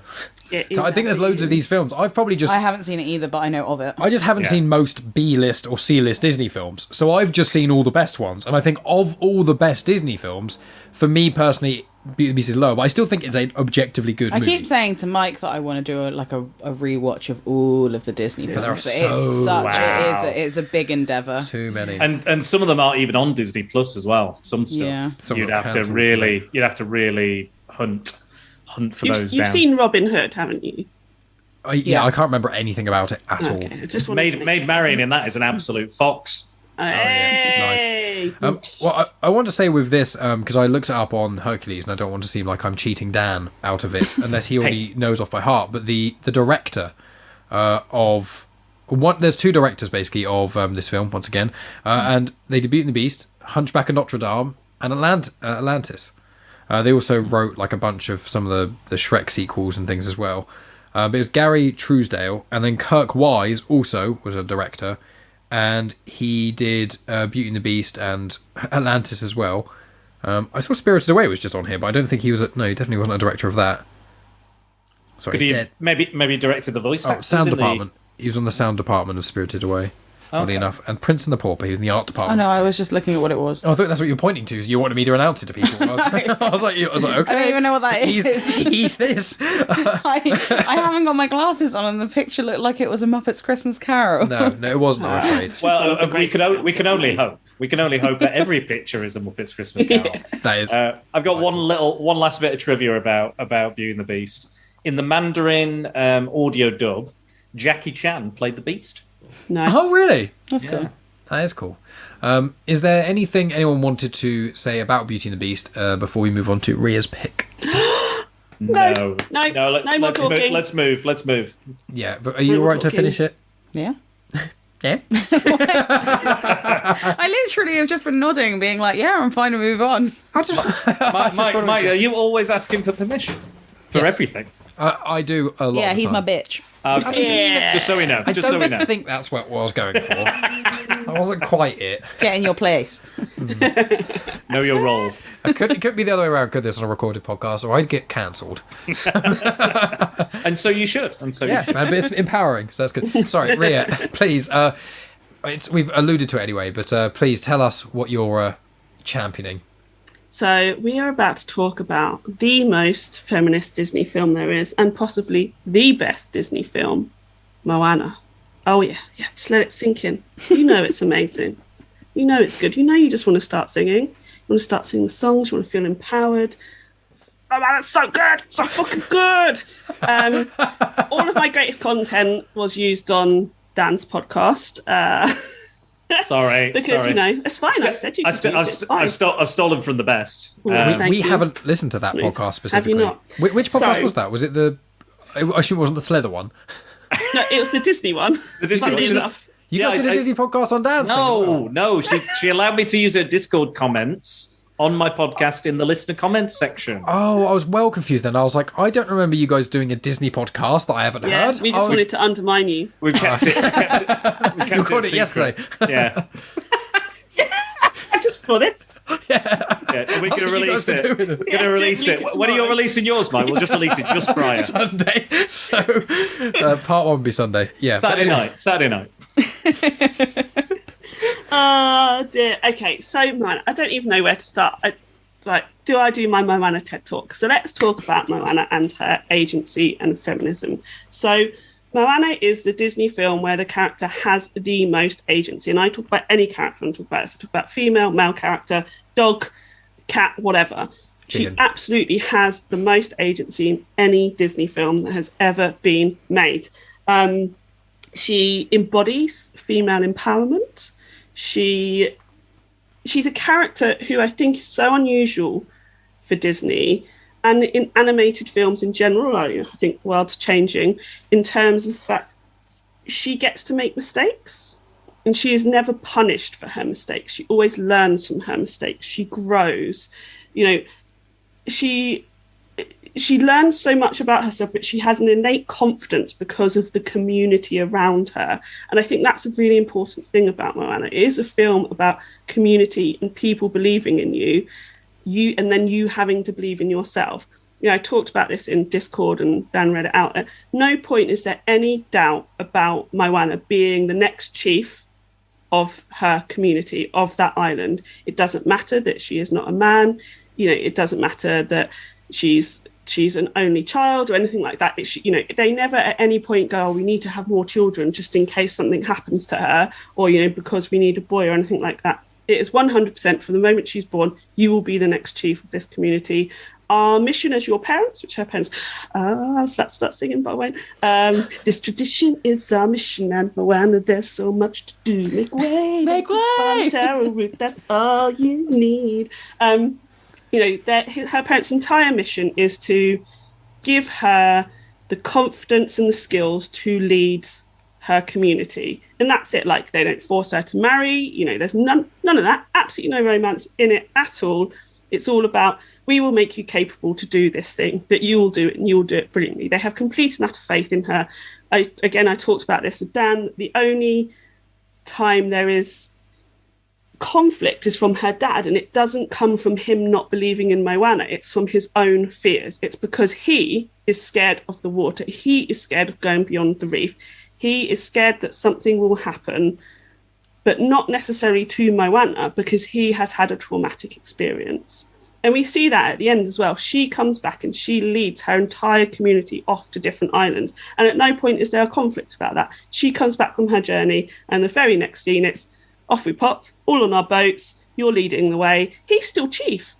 He is still chief in that, he's letting his daughter lead the way for the entire community. So fucking good. I love this film so much. There's no love interest. I've talked about that. There's no Disney princess trope of her having to have a romance. There's nobody who takes over her journey. Her journey is her own. She empowers the people around her. She empowers Maui. She empowers Te Fiti. She doesn't fight to win. She literally tells a goddess, you know who you are. She empowers Te Fiti to remember who she is. She uses her intelligence to figure out that Te Fiti has turned into Te Kā. She does not fight. She doesn't use swords. She doesn't use any magical powers. She has no magical powers. She does have her lovely little assistant, the ocean, as Dan has talked about. But the ocean, again, has faith in Moana. The ocean chooses her because it sees from when she was a really little girl, her compassion, how she looks after other things, how she wants to excel. It's so fucking good. Moana is the best Disney film. I've probably got other points that will come out as we talk about it more. Like, there's no love arc, because there doesn't have to be. The love is her community. The love is her island. She literally says that in a fucking song, so it's really obvious. But when do we ever get to see that? When do we see that in a Disney film? Like, it's so genius. And there's a crazy old lady, but she's not crazy. Everybody's just like, cool, Grandma Tala, get on your shit. Go dancing with the stingray. She turns into a mystical stingray. Fucking brilliant. She comes back as a ghost. Or as we say, like a spirit guide. I call it spirit guides, which is Star Wars Force Ghost spirit guide, she used to call it. I call it Ghost Gran. Ghost Gran. Nice. It's just so good. Moana works hard. Nothing is ever given to her. Now, I hate the whole Mary Sue things, because men get to be whatever the man equivalent of Mary Sue is all the time. So fuck off anybody talking about Ray and being a Mary Sue. Luke Skywalker, hello, the man you will love and come over, spaff. But Moana doesn't have any of that stuff. Megan doesn't know what a Mary Sue is, so some of our audience might not either. So, Ria, would you like to explain what a Mary Sue is? Oh gosh, I was in the middle of a rant, so I don't know if I can. So Mary Sue is a character obviously a female character where sort of, what's the best way to describe it? Where things, they just sort of defeat everything. Like, they're kind of perfect, aren't they? To them. Yeah. They never fail. They're perfect. They're great at everything. They don't have to try. I know a lot of people said that the new Mulan movie had a little bit of a Mary Sue element because she never failed, and like Batman's a bit of a Mary Sue. Let's be honest. Exactly, Batman is an absolute Mary Sue. Unless but nobody cares. Everybody loves it. Oh, it's so dark. I mean, I love Batman, but also like fucking hell, like and Moana, she works to grow as a person. Like, nothing is handed to her, and we see that throughout the film. We see that growth. It's a short film, and we see such amazing growth from her. And again, it's growth that she has to learn herself, and by learning that, she empowers others. It's so fucking good. It's basically a Ghibli film that is a Disney film. That's the other thing I love it. So I'm a huge Studio Ghibli fan. And I mean, there's story elements in it that make it seem Ghibli-esque. So we're talking, again, the love. Ghibli films very rarely have a love story, or if they do, it's a love of friendship or something like that. You've got the environmental aspects around it, the respect for the environment and respect for nature. You have certain elements in it where so one of the things I love about Ghibli films, my all-time favourite thing about Ghibli films, is how they will hold a scene too long, and they will show you something you do not need to see, but for some reason it's perfect. And you have elements of that in Moana as well. And I think that's what's so good about the making of Moana. I think all those other things, but it's a film about community, about believing in yourself. It's a film about diversity, but it's also a film that steps back and just takes a bit of time it's not about action. The only bit I don't like about Moana is the kukumora, the coconuts. And they added it in because they watched Mad Max Fury Road and loved it. So they added it in because it's fun. So I really like that and I really respect that. But I don't think it's needed. And I think it sort of takes away from sort of almost the slowness of the film. I will say, Ria, I totally forgot that was even in the film. Yeah, right. When I came back to it, I was like, what the fuck is this? Yeah. There's Coco cunts. What are they doing? but like, if we actually do want to do a comparison to Mad Max Fury Road. She hasn't seen it. Moana. So Mad Max Fury Road, this is not a spoiler, is a film about you journey to one place and that's it. Right. And that's basically what Moana is as well. But it works in Mad Max Fury Road because the world building is so fucking genius. I'm not going to talk about how amazing that film is. And that's so the same with Moana. The world building is there. It's all on the screen for you. It's all in the songs. It's all in the voice cast. You know, it's all presented to you. It's about going to one place and that's it. And it works. Good storytelling. Moana. I mean, I would say, like, Moana, I think is, I'd have to argue, the best Disney film arguably ever made. I think that, even over Disney Pixar stuff as well, because I think the music is the best music of any Disney film ever. I think there are individual songs in other Disney movies which are better than songs in Moana, but almost every single song in Moana, either the worst song in the whole thing, I think, is still really, really good.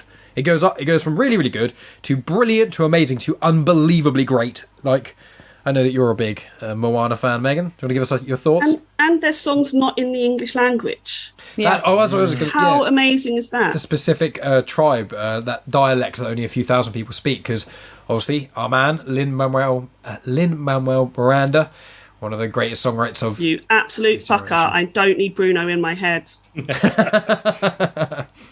But we watched Moana, what? We've watched it while being together 3 times? I don't remember. We watch it almost every year, don't we? Maybe. I honestly don't know. But how long have you been together? Nearly 4 years. Yeah. So maybe you've watched it 4 times. Well, yeah, I've seen it before I met Megan. I'm pretty sure, didn't I? How am I supposed to know what films you watched before you met me? You should know my entire history, baby. I've got a journal of my discography. Let me get out Mike's repertoire. What do you think of Moana, though? I like it. Anything else? It's good. Apart from Shiny. I yeah, love Shiny. See, I'm not a huge fan of the Shiny Love song. It's the weakest song. Yeah. I'm not the biggest fan of it. I distinctly remember watching that with my friend, and he had like, we were watching it at his, and then that song came on, and me and Mitchell were like, what the fuck is this? It felt really out of place, but I love this film. I really like it, and like any time I watch it, I just don't understand how the water is not real. So beautiful. It like I literally stare at it and I'm like, Mike, it's real, and he's like, it's animated, and I'm like, no, it's real. It's real water. Yeah. Like I'm literally staring at it and I'm like, it is real. It looks real. And my only main problem is that I'm sad that the piggy doesn't get to go on the boat with them. I always I love the piggy. Hey. So Hey gets to go on. Yeah, Hey sucks. Like, He's great. How dare you? Like the pig's like Moana's best mate, which is weird. But also, like, why doesn't he get to go on? That's not fair. I agree. Yeah, and the piggy would be less of a liability. But it wouldn't have caught the Soul Stone. Yeah. What's it called? The Heart of the Ocean. Not the Heart of Te-Fiti. Heart of the Ocean, not Titanic. Yeah. Heart of Te-Fiti. Into the ocean. Yeah. I'm like, fucking say that. Shit. I think Moana is one of those films that I could watch almost. I think of all Disney films, especially ones that are musicals, the rewatch value is so high, which is so rare because so frequently when you watch Disney films, and I find from any era, there's very rarely to have a soundtrack which every single song is banging. I mean, I love Hercules, but there are weaker songs, as we said, the DeVito one. That was a slur and a half. But it's just one of those things where everything I find about it, the music, the animation, the characters, everything Ria said so eloquently, it's just, when I first watched it, because people were telling me to watch it, and I was, this was whenever it came out, and I was like, yeah, I'll watch it eventually, because it's a Disney film, I know it's going to be good, but it's rare to watch a Disney film for me that's like phenomenal, like a 9 or a 10 out of 10. They're all pretty much 7 or 8s. Like this is a good, fun, easy watching film. And loads of people were like, oh, you need to watch Moana. I was like, yeah, I will. It's quite a musical one, so I don't know if I'm going to love it as much. And I watched it and I was like, this might be one of the best kids movies I've ever seen. Maybe in the top 50 best films I've ever seen. Like, it's that good. You know, it's the way I judge a lot of films of being, in air quotes, one of the best films ever, is there's two main parts, and it's if I can find any faults in it and the universal appeal. Not the amount everyone necessarily enjoys it, but the amount of people who would give it a thumbs up or thumbs down, kind of the Rotten Tomatoes model. And I'm just like, I can't really fault it. There's a couple of very minor gripes that you guys have kind of said, but it's nearly a flawless movie, which for a musical is nearly impossible. And I just, you know, they've released films since then, which are good. I think Encanto's banging and Coco's amazing. That's a brilliant film. But I just think they're like, Moana's like the peak. And although Encanto and stuff are like, you know, really close, I just think Moana's like lightning in a bottle in a sense. Agreed, absolutely agreed. And I cry every time I listen to How Far I'll Go. I can't. I like genuinely, it makes me so emotional. The performance of that song is absolutely sensational. Like, she puts so much emotion into it, and you believe every single word of that song. It's just amazing. Sorry, Dan, you go. No, it's all right. I was going to say, when I watched it this time, like up until Maui comes into it, I was like, this flows so well. Like, it almost is like the tide coming in. There's a deliberate pace and a smoothness, and you're just taken on, you're carried along by the current of the story and everything. And it was so amazing just watching it. And then you get to Maui, and then the rocks in it. It's like, and I love that. But there's it's such a landmark film, and I genuinely think I wouldn't say this about a lot of kind of Disney films, but I think it is gorgeous cinema. Yes. I think it's beautiful cinema. And I know, like you were saying about the water, like, you know, computer-generated imagery has come along so far. Like a few years ago, they were like, we can't even do water, but we're not even going to attempt fire. You know, you know, like I remember they put Ghost Rider back a full year because they were like, yeah, our effects aren't good enough yet. We can't do flaming skulls yet. So the fact that, again, it's come so far. Again, I think all the kind of progressive stuff that Ria was talking about as well. We covered it a little bit in the podcast I did with Natalie, just a touch. But yeah, again, and it's, you know, it's such a sweet story. Again, it's not really a villain per se. If it is, it's probably Maui. You know, absolutely. He gave the world everything, but then he also took it away from them as well. And his story is special in itself. The fact, you know, he's an orphan who just wants to be loved, and everything he's doing is so that people will love him. He's so lonely, and Moana makes him part of her family. Like, she's so fucking good, man. She like restores gods. Moana is such a good character. How many characters in anything that you can watch that isn't already a god restores gods basically with her words? Like, that doesn't really happen, you know? It's incredible. Sorry, Dan, I interrupted you again. It's just because I just want to talk about Moana all day. I don't blame you. I'd like to hear you go on about it all day. Kind. But I don't think we can. It's I think it's a wonderful film. I think it is, like you said, like we said, a landmark. I think it will change things. I think we're going to see. I love seeing things from different perspectives and different cultures and being engrossed in that, and even in a small way like Moana, like the whole Polynesian culture and everything like that. If that might be totally incorrect. I believe it's a Polynesian culture. Correct me if I'm wrong, but that whole aspect, I love that. It's not, obviously they can't go into great detail about the cultures and, you know, all the politics and history and everything, but the fact that you get a flavour of it and a taste of it, and again, like Encanto doesn't have entirely, you know, English dialogue, you know, it's amazing as well, and we've come so far, and I think Encanto just won an NAACP award for the best representation or best film or something, and that's well deserved as well. So, but yeah, I can't really argue. It is phenomenal. # modern Belle. That's what I'm going to say. But yeah, it's wonderful. I think if Disney continue to bring us kind of stories like that, we'll forget about those, darker moments and those less PC things they did. There you go. But yeah, amazing film. if I can say anything else about Moana, I'm just going to say to all of you, fuck you.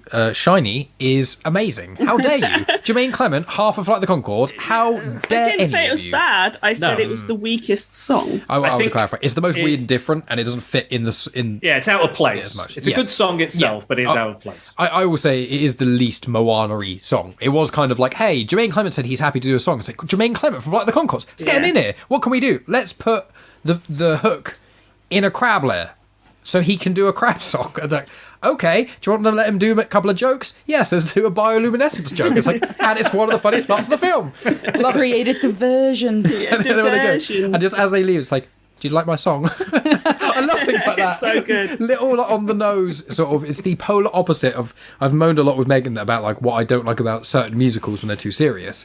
Because when you've got a serious character going out in the street and singing about how they're killing everyone or whatever, and all the people are dancing, and then the song ends, and then everyone goes back to normal. I can't. Whereas with this, it's like, oh no, he literally He's was aware. singing. He was actually literally singing with music and all the lights to them, and he would ask them about it, and I like that. I like humorous musicals, and I think I this. think I had that. does it well. I'm not a big musical fan either, Mike. And I definitely had that when I watched West Side Story. I went, "Oh, it's like Romeo and Juliet, but it's like modern gangs." I was like, "Oh, great!" And then it's. I hate it. West Side Story. And I was like, any iteration "Ah." of it. So. I was like, "Where's all the stabbing and knife crime?" But that's apparently what I wanted to do in my teenage years in musicals. I went on But a I big didn't get rant. it. Big rant about West Side Story because we went and saw it. We in cinema watched it recently. and I did not like it. I will not be watching it. It was pretty even awful. for Oscar season. I tortured myself a little bit. I went on a big. My friend was like, "You should get out of your comfort zone, Dan. Watch some stuff you don't usually watch." And I went, "All right, I'm just going to watch some musicals." I found loads of random musicals to watch, and I think my favourite one out of the bunch was The Best Little Whole House in Texas with the Burt Reynolds and Dolly Parton. That was my favourite.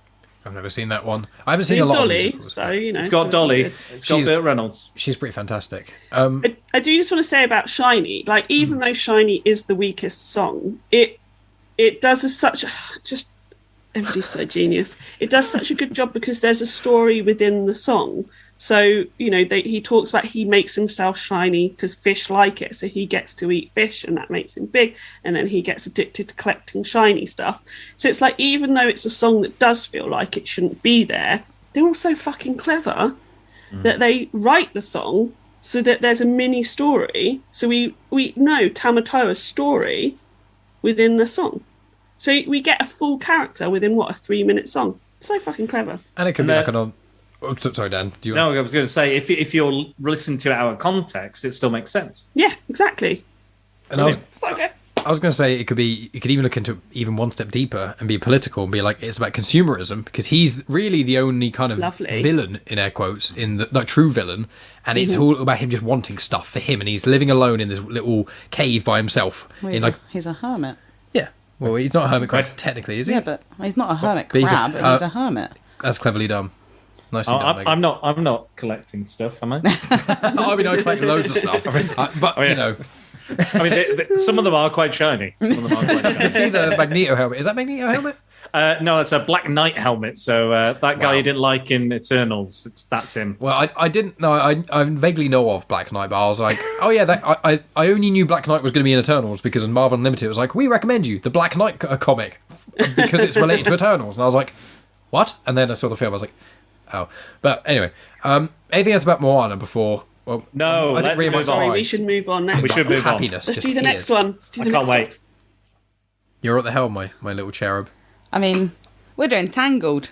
That's my film. Yeah. Yeah. Tangled I can see the light. literally makes me cry every time that song comes on. As soon as they're on the water and you see the floating lights, That's I'm like, so- oh, that it's is- so beautiful. That is pure art. I would have that shit all over my wall. Yeah. I mean, she does. Yeah, well, yeah, she literally does. You. Talk right. about why I don't- it's one of your favourite films. Like, if it was it expected? Because like when it came out for me, I was like, Rapunzel movie, I don't care. And then I watched it. I was like, I don't think I watched it straight away. I think it was a while after the 2010. film came out that I even watched it. So 2010. so it's 6 years before Moana, and it's kind of in the middle. It's kind of Yeah, so Tangled is not it is up there with one of my favourite films, but it isn't my favourite. I just think in comparison to other Disney movies, it is massively underrated. Yes. Like, if you think of Frozen and how fucking massive Frozen was, and everyone's like, oh my god, it's such an amazing Christmas film. I'm like, it's not even Christmas, it's just because there's fucking snow. It's actually set in like July, but all right. Everyone goes bloody nuts for Frozen, and they're like, oh my god, let it go. And it's just like, okay, cool, fantastic. But Tangled, I think, is far superior. I don't really rate Frozen that much as a movie. I think it's one of the weakest of the last 2 decades of 3D animated films that aren't sequels. I used to think that, but then I had a 3-year-old. Well, she was 3 at the time, but then I had a child and we were in lockdown and we watched Moana and Frozen over and over and over and over and over and over again, along with The Incredibles for 6 months, and now all 3 films are genius. So that is Stockholm Syndrome. I think Frozen 2 is better than the first one, so... I agree. I thought Frozen 2 was banging, but yeah, Anyway, I just think Tangled doesn't get as much of a rap as other films do, and It's like the Hercules of Disney films recently. what do you mean? It's like the Hercules is massive. Of the 2D films, is like, I think the way Tangled is compared to Moana and Frozen and a lot of the 3D animated films, Tangled is not held in such high regard. And I think Hercules to the 2D films like Lion King, Aladdin, those sort of films. I disagree with Beast. you. I think Hercules is pretty up there with all of those films. Okay. Has been live action remade. Sorry, Megan. But yeah, I just think it's good. I think I don't really know why I like it so much. Obviously, it's about a girl that just has this one wish and she's been trapped in a fucking tower for her entire life. I think there are flaws with this film. There are just questions that I ask. Like, she's obviously, I want to go see the lantern. Well, I want to see the floating lights that happen on my birthday each year. And it's like, well, why the fuck would the woman tell you Gothel, that you have a birthday, let alone that is your specific date of birth? Like, I find that really odd. Like, you'll be like, oh, I'm going to snatch the princess. I'm going to keep her date of birth exactly the same because that's not inconspicuous. Like, And within a mile or so. yeah, they're not even that far away from the castle. But yeah, I think the animation's cool, and I like. Why would you the tell songs. her birthdays even exist? No, exactly. Megan said that we're watching it. Exactly. Like, why would you even bother? Like, and also, yeah, the mum's just a dick in this film. Like, she's a proper villain. Like, Yeah. She's not a real mum, is she? She's not a real mum. She's awful. great. She doesn't care about the kid, and it's just like, even right at the beginning of the movie when you obviously, well, straight from the beginning of the film, you know that she's some sort of person that uses the magic from the thing, because obviously Flynn Rider tells the story, doesn't he? He narrates it. But, like, even when you first meet her, she's just like, oh, I don't know how you do this so long. It must be so difficult. You do it every day. And she's like, I don't know why it takes you so long then. It's just like, you're the worst. You're the absolute worst. She's like, you've just dragged this woman up from the ground, from the bottom of a tower by your hair. And it's not good enough. She is. And also, Go ahead. the animals in this film are fantastic. The side characters, Pascal and Maximus, are two fantastic animal sidekicks, and they don't have any words. Yeah. They're like completely mute. They're great. They're like Mando. Animation. Yeah. Animation for you. Just Yeah. pure character. It is great. I love it. I love this film. Yeah, I absolutely adore it too. It's one of the. It's actually a film that, oh god, it came out nearly 12 years ago. Lord above. It's a film that the reason that I say wasn't that long ago. It was so 2010. young. Yeah, it was. Such a baby. Oh, well, it's. I think everyone goes through the phase of, not watching many Disney films and not liking them as much, in air quotes, and then, as you guys both said, I think you kind of do as a kid, then teenager, and kind of young adult, you generally don't, and then you get back into it and you realise, oh my god, they are incredible, and Tangled, I think, was one of those films. So yeah, 10 years ago. Sorry, guys. I was like 17-ish. So 17, 18. So I was at the exact Yeah, age. it came out in 2010. We were 16. 10. I was 11 years ago, wasn't it? Mm-hmm. Okay, yeah. Sorry, I'm getting my. Still, even younger. So I didn't watch it at the cinema. So I probably watched it when I was 17, 18 or so. And I was like, Rapunzel, Disney film. And then I watched it and I was like, this is funny. The music's good. The characters are great. The Flynn Rider, his reaction in the bar when everyone starts singing is so good. Because it's just like, it's the kind of thing where I was like, I don't like Disney films because, everyone always singing and dancing and stuff. And it's a bit, that, when I did like musicals and stuff. And I was just like, that's lame and I don't like it and whatever. And then you watch this film as that child or as that teenager. And then you see Flynn, you're like, oh, he gets it. I guess this film's okay. You know, and the film is actually amazing. I can relate to that. It's kind of funny. I'll give it that much. The song's still too musical. So. I think relating to the characters, for me, like, Rapunzel obviously has this, like, wanderlust. She wants to leave the tower. She wants to go see the lanterns. She wants to, like, go and explore and live her life. And I kind of relate to that. Like, not that I've been trapped. I mean, 2 years. You have been. Well, I mean, yeah. How long have you been with Mike? I've been trapped since July 2018. But, like, I've always wanted to travel. I've always wanted to do the thing. And one of my favorite, like, as shitty as it is for the planet, one of the things that I would love to see more than anything are the fucking floating lanterns. It would be my dream to see that, but obviously it's super bad for the environment, so the likelihood of that happening is not really gonna happen, and also I don't really want to fuck the environment, so if they manage to do it... Write this down in your notes, Mike. Write this down in your notes. I mean, she mentions it all the time. Every time we see it. Coming from a man with many failed relationships, write it down. But, like, that's why when I see that scene, I get so emotional, because, like, fireworks are one of my favourite things. Sunsets and water are, like, my favourite things. So the fact that she's on a boat in the middle of a lake surrounded by just beautiful lights, I'm like, I want that so badly. I just want to be in that position. Also, with Rapunzel, or also with Tangled, there are so many funny moments. There's loads of, like, really subtle comedic things, like when they're in... what's it called, the Mucky Duck, I think the pub's called. Oh yes. The song in that is great, because obviously she goes in and they're like, I had a dream, and all of the, like, evil, like, villainous, like, baddies that are meant to be what they look like, they obviously, like, collect ceramic unicorns and want to be concert pianists, and it's just funny. And then my favourite character in the whole thing is the old man that is Cupid, and he's flying around the room and he's, like, blowing kisses into the camera. It's so he, like, breaks the the fourth wall by blowing a kiss into the camera. He's like, and he does it then, and at the end. And he does it at the end in the credits. Yeah, it's so good. Yeah, the humour is top tier, and it's one of my favourite jokes is the wanted poster of Flynn Rider. Yeah. He's got a slightly different nose in each one. It's like, you never get it right. It's so good. Even though the KOing scene is very silly when he keeps knocking out Flynn Rider and things, and you hate the finger bit. I hate the it. fingers get closed in the door. And it's like, I don't like things that I can imagine happening. So it's why, like, if anyone's seen Daredevil, that's why sometimes with Daredevil I struggle to watch that, because only it's series a bit... 1 and 2, guys. Don't spoil series 2. Yeah, I haven't seen series 2. But, like, there are things in it that happen that I'm like, oh, no, I can't watch that. And when she's trying to get him into the cupboard and he's, like, landing face first onto the ground, I'm like, oh, that would hurt so much. It would be so painful. Yeah, and the finger bit is the worst, where he's...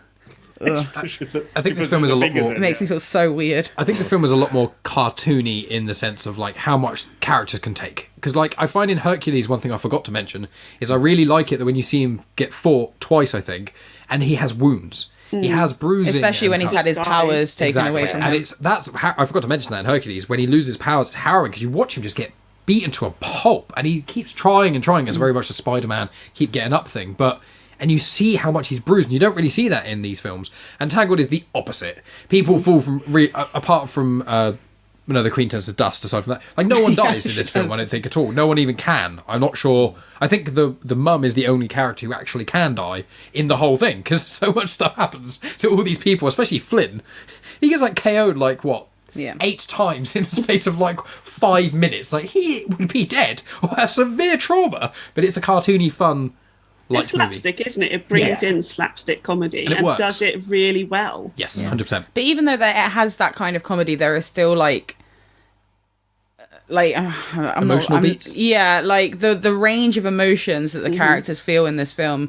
Like I said it to Mike when we watched it. Whenever we see the king and he's upset, it makes me sad. It makes me really teary, because I don't know what it is specifically about the dad, being sad, it like breaks my heart. And no dialogue, because you put it and there's no dialogue as well, and there's no speech, and it's so like it genuinely makes me tear up whenever I see the dad crying in this film. I'm like, I was like, he just wants his baby. I just want to be reunited. And it's like, obviously you've got Rapunzel who wants to go and live her life, and then she realizes that she's like literally been lied to her entire life and has been betrayed, and she's lost 18 years of being able to spend that time with her actual parents. And then on the flip side, you've got the actual parents that have lost the 18 years of being able to spend that time with the child, and then you see it in just the faces of those characters. It's so good. Yeah, I think Moana and Tangled share that kind of coming of age story. Oh yeah, very, very well. And Beauty and the Beast does it in a lot of Disney films are kind of themed. Yeah. The way Hercules. There's always a I want something song. Yes, like there's always like this is what I want, or I need, or I think I need, and that's usually the first song in the film, or second or third. And I think this one is probably one of the best. I think of that. To give that example, to give that longing, that need, that desire. And what I love as well about it is when she leaves the tower, she's not entirely too keen about it. She knows what she wants to. She knows, I've got to do it. I'm gonna go see the lights, but it's also the unknown and going into that and tiptoeing cautiously and like, oh, maybe go back. Maybe I should go back. And there's that sequence back and forth. It is very kind of what's the word? Kind of screwball comedy a little bit. There's a bit of a screwball comedy element to it, which I think really works. But I think Megan was right. It's not like like people complain the MCU can sometimes have one joke too many in like an emotional beat. But I don't think Tangled ever has that. I think it's just perfectly balanced in all those ways. Ria, do you have any thoughts on Tangled? I love Tangled. So I went to see Tangled at the cinema with my friend B, and so the scene when she leaves the town and she's going back and forth, we were in absolute stitches, surrounded by children, just two adults going to see Tangled, as you do, both doubled over laughing. And I think that's what's so good about this film. It's exactly what you've talked about. They know where the emotional beats are. They know when to bring the comedy in. They know when to be sincere. They know when to be slapstick. They know when to be scary. Mother Knows Best is actually quite a frightening song. Yeah. And they present that really well within the film. And I do think there's something special with it. Now, I do think Frozen is very good, but I do agree, I think this is superior to Frozen. And I feel like it just missed something, whether it was in the marketing and how it was promoted or whatever was going on in the world at the time. And I feel like more and more people are discovering Tangled, and that just makes me really happy, because I think it's got the same sort of thing as Moana. It's about a young woman trying to find herself, and there is romance, and I have some issues with the romance. I don't like that the voiceovers Flynn Rider when it's Rapunzel's story. I really don't like that. But I do like sort of the joke at the end about getting married and etc. But then I don't like that she says, and then we lived happily ever after. Like that beginning voiceover and that end thing I don't particularly like. I think that takes away from a lot of her power. But I think it is, it's a kid's film, and I've got to keep that in mind when I'm talking about it. But I think the message it's trying to say is really important and really powerful. And I think it doesn't shy away from Rapunzel having to make difficult decisions in her life. It doesn't shy away from Mother Gothel being scary, being an abusive parent, which is what she is. And it doesn't shy away from the emotion at the end when she gets back to her family. But it also has the funniness in it, and that keeps little kids engaged, and that keeps young girls engaged, young boys engaged. Exactly what you said. Young boys will see Flynn Rider and be like, awesome, he's in on the joke, I'm in on the joke, I can like this Disney film because we're all in on the joke. Yeah. And that's really good storytelling. Mother Gothel, I think, is one of the best Disney villains. I think she's absolutely fantastic. I absolutely get her motivation. Whether I agree with it or not, I fully get her motivation. I have a weird backstory for her in my head, which is, so when the film begins, we see that she is not part of the community. She is not. She doesn't live around the castle in that village, city, whatever that's supposed to be, town around the castle. So in my head, she's an older woman, single, no children. She's been expelled from the community. She sees the magic star, whatever the thing comes down. I can't remember. It's like a bit of a star or sun or something, isn't it? Come down and make the flower. I understand why she thinks she has ownership of that flower, because she has got her own life. She's discovered that. That's almost like her scientific discovery, right? She figures out the power that it has. I'm not saying any of this is right, but I get it. And then they just come along to rescue one child. Now, having had a baby, I would totally do that as well. But I see why she's then like, you have taken this thing that is mine and basically destroyed it for something for you. I too would feel resentment about that. I'm not saying that means you should kidnap children, everybody. I'm very against that. But, I think she has valid motivation, and that's why she is such a good villain. And she is awful to Rapunzel, like exactly what you said, Megan. She's like, why is it taking you so long? Literally, fuck off, Mother Gothel. Not a bitch. But at the same time, she's constructed a world. It must be really hard for her to continue constructing this world on lying as Rapunzel grows up. She's got her own conflicts about that. Again, I'm not saying that means she's right, but that's what makes her a good villain. We all talk about why Thanos is a good villain, because you understand his motivations, and I feel like Mother Gothel is the same. We talked about, me and Natalie talked about Mother Gothel on length. You fancy her, don't you? I do fancy her a little bit as well. I think I'm slightly into older women, I think. Especially ones that are trying to stay young. I don't know why. But yeah, we went into obviously the complexity of the writing, the complexity of those ideas, and and what your parents talk to you like, and they're like, don't make me the bad guy. I'm only doing this. It's for you. It's for the best. And really, there's the old intentions or their insecurities and fears coming through and affecting the child and stuff. And I think what they do as well, which is really nice, talking about again, Megan and Ria were talking about the longing for the parents and the child. They kind of almost flip it a little, because on the podcast I did with Natalie as well, we talked about how often the Disney characters have dead parents or dead mums so often. And I think what's nice about this is they are alive. And it's about her getting back to the parents, as opposed to them just being completely gone and finding out who she is. And that's kind of, even though she doesn't know that, we all know that that's kind of going to happen. So I quite like, and again, you don't need I miss my daughter so much. You don't need that, because again, the quality of the animation, the quality of the acting for, obviously the cartoon characters, but the acting and the representation of that is so powerful. And again, those beautiful moments, like every scene is like Rapunzel's painted it. It's gorgeous, beautiful. It could be a Van Gogh or whatever you want to call it, Monet, whatever.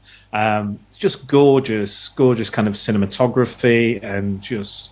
It's a beautiful film. It's just as beautiful as Mother Gothel. No, but I think Mother Gothel is one of the most, if not the best, most complex modern Disney villains. And I said this on my podcast. There's too many kind of surprise villains, I think, at this moment in time, and they don't, because of that, because we're trying to figure out who it might be or who's going to turn out to be the villain, or maybe it's like spoilers, Encanto, where the effectively is no villain, but maybe if you discuss it far enough, there is, or it's down to your opinion if there is or it's not. That's up to you. I kind of think there is too, to be honest. But for sure. but there you go. And I think that there's a problem, and we don't get as many classic Disney villains as we did. And I think Mother Gothel is as close to kind of Maleficent, Cruella de Vil, and Ursula as you're going to get in recent Disney films. And I would say that I made a note where she reminds me in certain ways, and when I first say this, it may not make sense, but I'm going to elaborate. She reminds me a little bit of Umbridge in Harry Potter, because people hate Umbridge more than Voldemort. Mm-hmm. Because the term I heard online people use is, Voldemort's just pure evil. He's evil, you want him locked away and stuff. But and you've never met an evil being like that, because it doesn't exist really. But everyone has met an Umbridge. And everyone has had an experience, if it's not with a parent or a family member or even just or someone who has authority over you, treating you in the same manipulative way that Mother Gothel treats Tangled. It's that sort of thing where it's an insult. Sorry, Rapunzel treats Tangled, the Princess Tangled treats Rapunzel. Yeah, but it's like that thing where it's the kind of it's not quite negging because that's a completely different thing. But it's that kind of lots of seeds of doubt about you and attacking your character in like gaslighting. It's gaslighting. Yeah, Attack of the Thousand Cuts almost as well. It's that gaslighting exactly it. It's just being horrible, and then you. As soon as it's like a horrible thing, it's, oh, no, I'm just joking. It's like, okay, but you're doing it every fucking second, and all you're doing is saying horrible shit to me, and then be like, oh, I'm joking, don't worry about it, ha ha ha. And it's like, as an adult especially, everyone meets that, and I think it's quite, it's only something I've thought of while discussing this, I think it's quite an important lesson to children. It's like, if someone is treating you like this, think about their ulterior motives. Think about if someone is constantly, being negative to you all the time, and anytime you bring it up, they will never accept. They will never apologise, they'll never accept they are wrong in any way. All these elements of someone who in real life, in modern, could be someone who could be your villain of your life. It could be someone who causes you great upset and anguish and problems and things, but might be someone who's very close to you. And it's quite a dark but quite important lesson that some people could learn about people like that I've only just thought about. So that's why I think it works as well, her being a villain. It's not the standard, I'm evil, why? Because I want to destroy the world. It's like, okay. In fact, Mike, that is something you should take umbrage with. Oh Lord.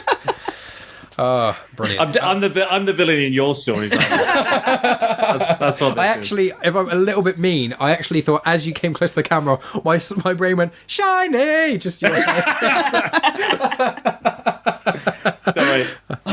I'll remember that, Mother Gothel. I'll remember that. We're going to start to wrap up here because we have been rambling for nearly 2 hours and it's getting near Ria and Megan's bedtimes. It's past my bedtime, mate. We're near there. Yeah, this is the time we're normally getting ready for bed. But Megan goes to sleep, I start reading comics. So I mean, I'm literally under a blanket. Like, wrap this up. I'm ready for bed. Come on. I was ready for bed 2 hours ago, guys. I'm already in my blanket. But there's one thing that Megan says, which I think is quite funny. I wrote a note so you can get the glory of it. We always say about Rapunzel. I can't even read what that says. Just the first word. Feet. Right. Yeah. So I have two things with this. Not with this specifically. First of all, her feet would be so sensitive that stepping onto that. Well, first of all, stepping onto the grass would feel weird because obviously she's only ever stepped on concrete. But she is running around the forest barefoot. She's gonna get splinters. She's gonna Mother Megan. She's gonna get injured, and she's running around as if it's normal. She's gonna feel it's gonna be a sensory overload. Not even just with what's on her feet. It's complete sensory overload. She's gonna be seeing things that she's never seen for the first time. She's going to be feeling things that she's never felt for the first time. Probably. She's going to be hearing things that she's never heard for the first time. Yeah, exactly. Her depth perception is going to be shot. So, she's only lived in a room. It's just going to be insane for her. That's one of the things. I know, again, it's a Disney film. They're not going to, go into the in-depth. Applying so much logic. Yeah. I mean, again, just double bill it with Room. And there you go. You get the experience of what it's like to come out into the real world. Not The Room. That's a very different film. Yes. Although it is amazing. The Room is the film I've watched the most at the cinema. Wait, which one's which? So The Room is Tommy Wiseau. Oh. You're tearing me apart, Lisa. Yes. The greatest film ever. Room is the one with the mother and the son. The boy stuck in Room, Yeah. Also, with her hair, why doesn't it not break her neck? And why is it always so clean? Yes. Why is it not knotty as fuck? Because she brushes it every day. We see that. She does. She says that in the song. When she runs through the forest, though. Well, yeah, she brushes and brushes her hair. I'd say because it's magic. Because whenever I think magic as well. But it's the linking in with the hair, my second gripe is it makes me so angry, and I know that Flynn Rider is doing this to save her. Why does he cut it so short? She literally won't be able to do anything with that hair from now on. It's not going to grow. It's permanently short now. She's never going to be able to put it up in a ponytail if it's getting in her face. It really stresses me out that he cuts it so fucking short. Her hair was so long. Megan, he is not a hairdresser. I mean, he literally has a knife and just goes. Yeah, like exactly. that. And he's also just been stabbed, so he's probably not going to do his best work. It just saddens me. As like I got like was it like 12 or 13 inches cut off of my hair last year. Yeah. So like when I had short hair, I was like, oh god. I was like, where's it all gone? Let alone having inches and inches and inches of hair that like literally goes around the entire tower. I have a hair phobia, so her hair does make me feel quite physically sick. I can't bear other people's hair. The only people's hair I can bear is my husband's and my daughter's, and that's it. I can't, and if I'm in the shower, I can't, you know, when you wash your hair and your hair comes out, I cannot bear my own dead hair touching me. It makes me feel physically sick. If somebody brushes their hair next to me, I have to leave because I gag. So there are some things about this film I'm very uncomfortable with. Her butt crack hair. So when you wash your hair and you get stuck in your butt crack, all of us have experienced that, men and women. Like, it must be unbelievable. Also, it would get stuck under her armpits. Yeah, and and she's just rolling up clumps every day, like chucking them out the window, creating Where are you birds' going? nests. Yeah, like disgusting. It is.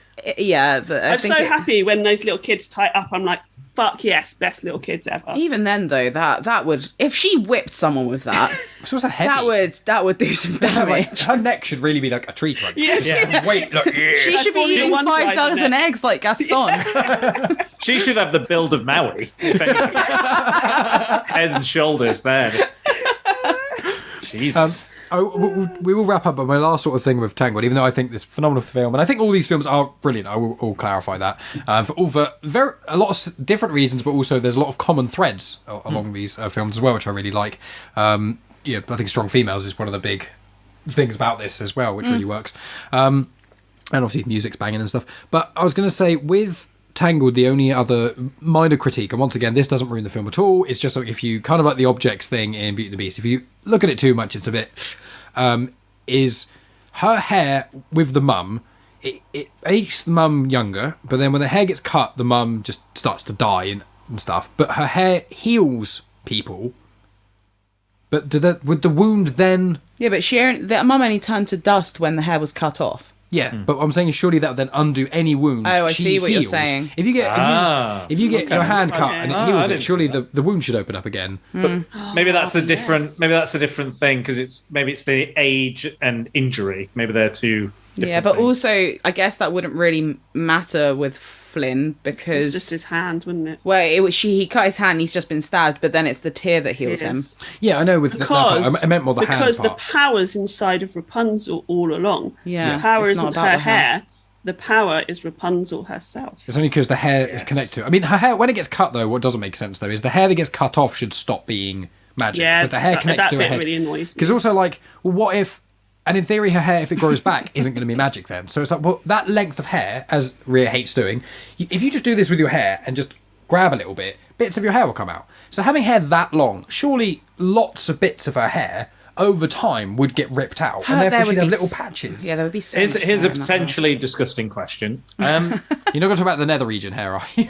No, magical properties. no. I am now interested. I was going to say, women do have hair all over the body, hair on the legs, armpits, wherever, It's called pubic hair. We're all grown pubic up. hair. Yes, pubic. I was thinking of arm hair. Jesus Christ. The nether region. Yes, yeah, I like all right. saying that. Or the lady garden. We were trying to be no, polite. Megan.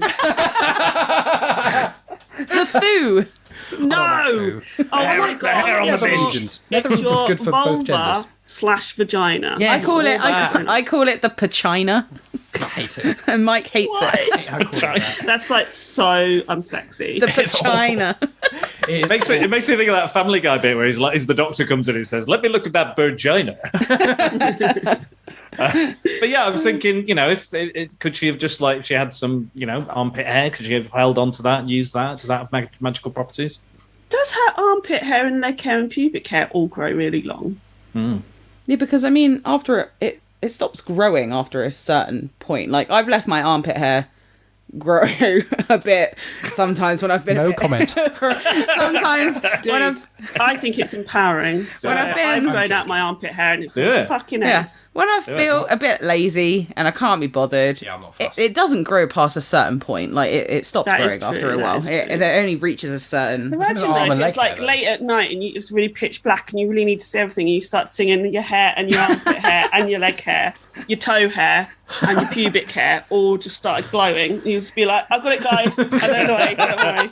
Don't turn on the lights. I've got you. Well, it's coming from someone who did a full body wax for charity a few years ago.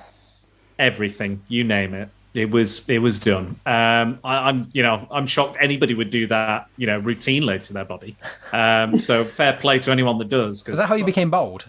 It happened. It just never came back. Your body had to grow all the rest of the hair back, and it just stopped here, It just went. all at once, and your body couldn't take it. It was like, we need to prioritise. It's like the Incredible Hulk. He's got short hair, but then he turns to the Hulk. He's got long hair. It's just like I'm like one of those chia pets in reverse. It goes out everywhere. You put things on your head. Yeah, it just goes in. No matter how much I try to grow it back. But yeah, fair play to anyone that does any of that upkeep, because I fucking stopped doing that. I was like, this is it. All of this is it. You're not going to get any upkeep. I might do the beard. I might do the head. But that's about it. Everything else is just going to, depending. If it's a special occasion, perhaps I might go out. Shave it to a D or an S, depending on who the lucky lady is. Wait, Or an you're hour. going to get your initials in my bits. Can I support your Patreon and get you to do that? Absolutely. Your GCC. I will See pay in your pubes. £3 a month for that. There you go. What's it going to be this week? Wonderful. Well, I think, is there anything, because I'll wrap up now, does anyone have anything else to add about any of the 4 movies at all before I get into people plugging their own stuff? No. Nope. You must, Megan. You must say the final words. You don't have to if you don't. Films. Okay, cool. Nicely done. Nicely done. Summed up well. Wonderful. Well, do you want to tell people where they can find you first, Megan? Because you love it. Hello, everyone. I've started a podcast. It's called I Don't Have a Podcast. But I do have an Instagram account. People think you actually have a No, podcast. I don't have a called podcast. I don't have a podcast. That sounds like the name of a podcast. I can't find it on iTunes.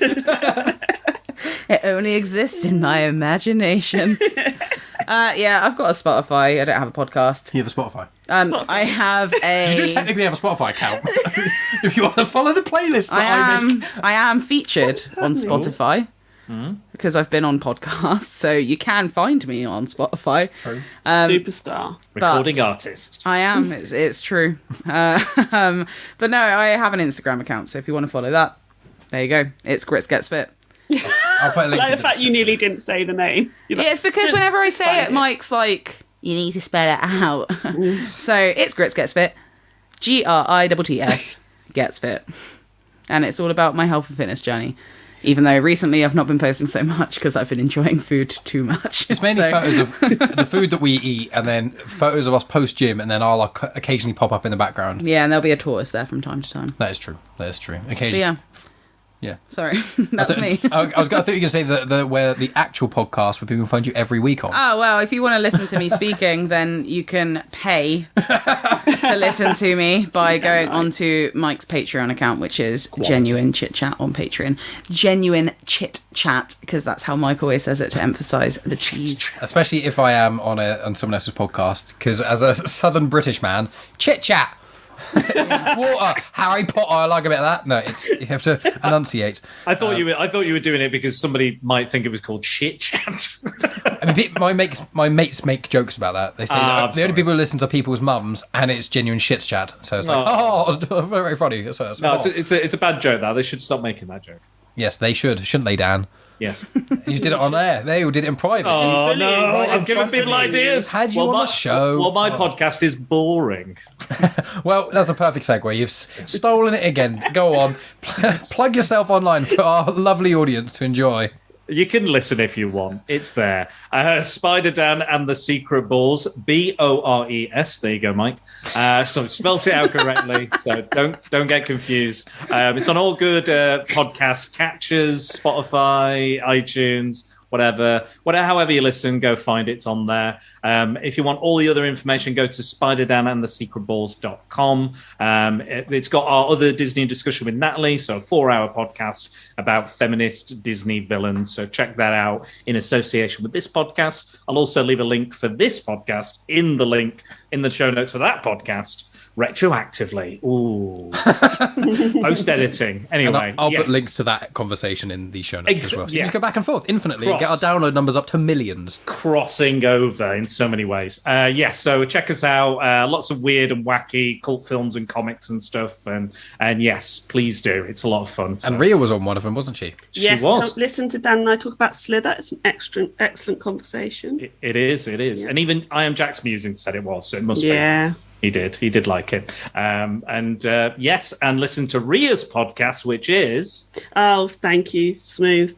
Where are all the places you can find me? Listen to my podcast, Fem on Film. All three of you are coming on Fem on Film. We've already got Dan in. I don't know if Mike's told you about this, Megan, but you are going to come on as a team, and then I'm getting you on by yourself without Mike, so we can talk about him. Behind his back. I love hearing women talk about me when I'm not there. It's good. Is that your kink? No, I've got such a massive ego that I know that whenever I'm not around, everyone's always talking about me. Talk about me when I'm not there. Yes, do it. I'll be honest, my favourite podcast of Mike's is when it's you, Tonya, Ria, Megan, and you all ganged up on him. That was Everyone. A lot of people messaged me. In fact, someone became a Patreon to hear part 2 of that episode. I can't wait. I need to hear more of Mike getting wrecked. Come and hear me on other Mike episodes. Come see me with Dan. Fem on Film at Fem FEMMM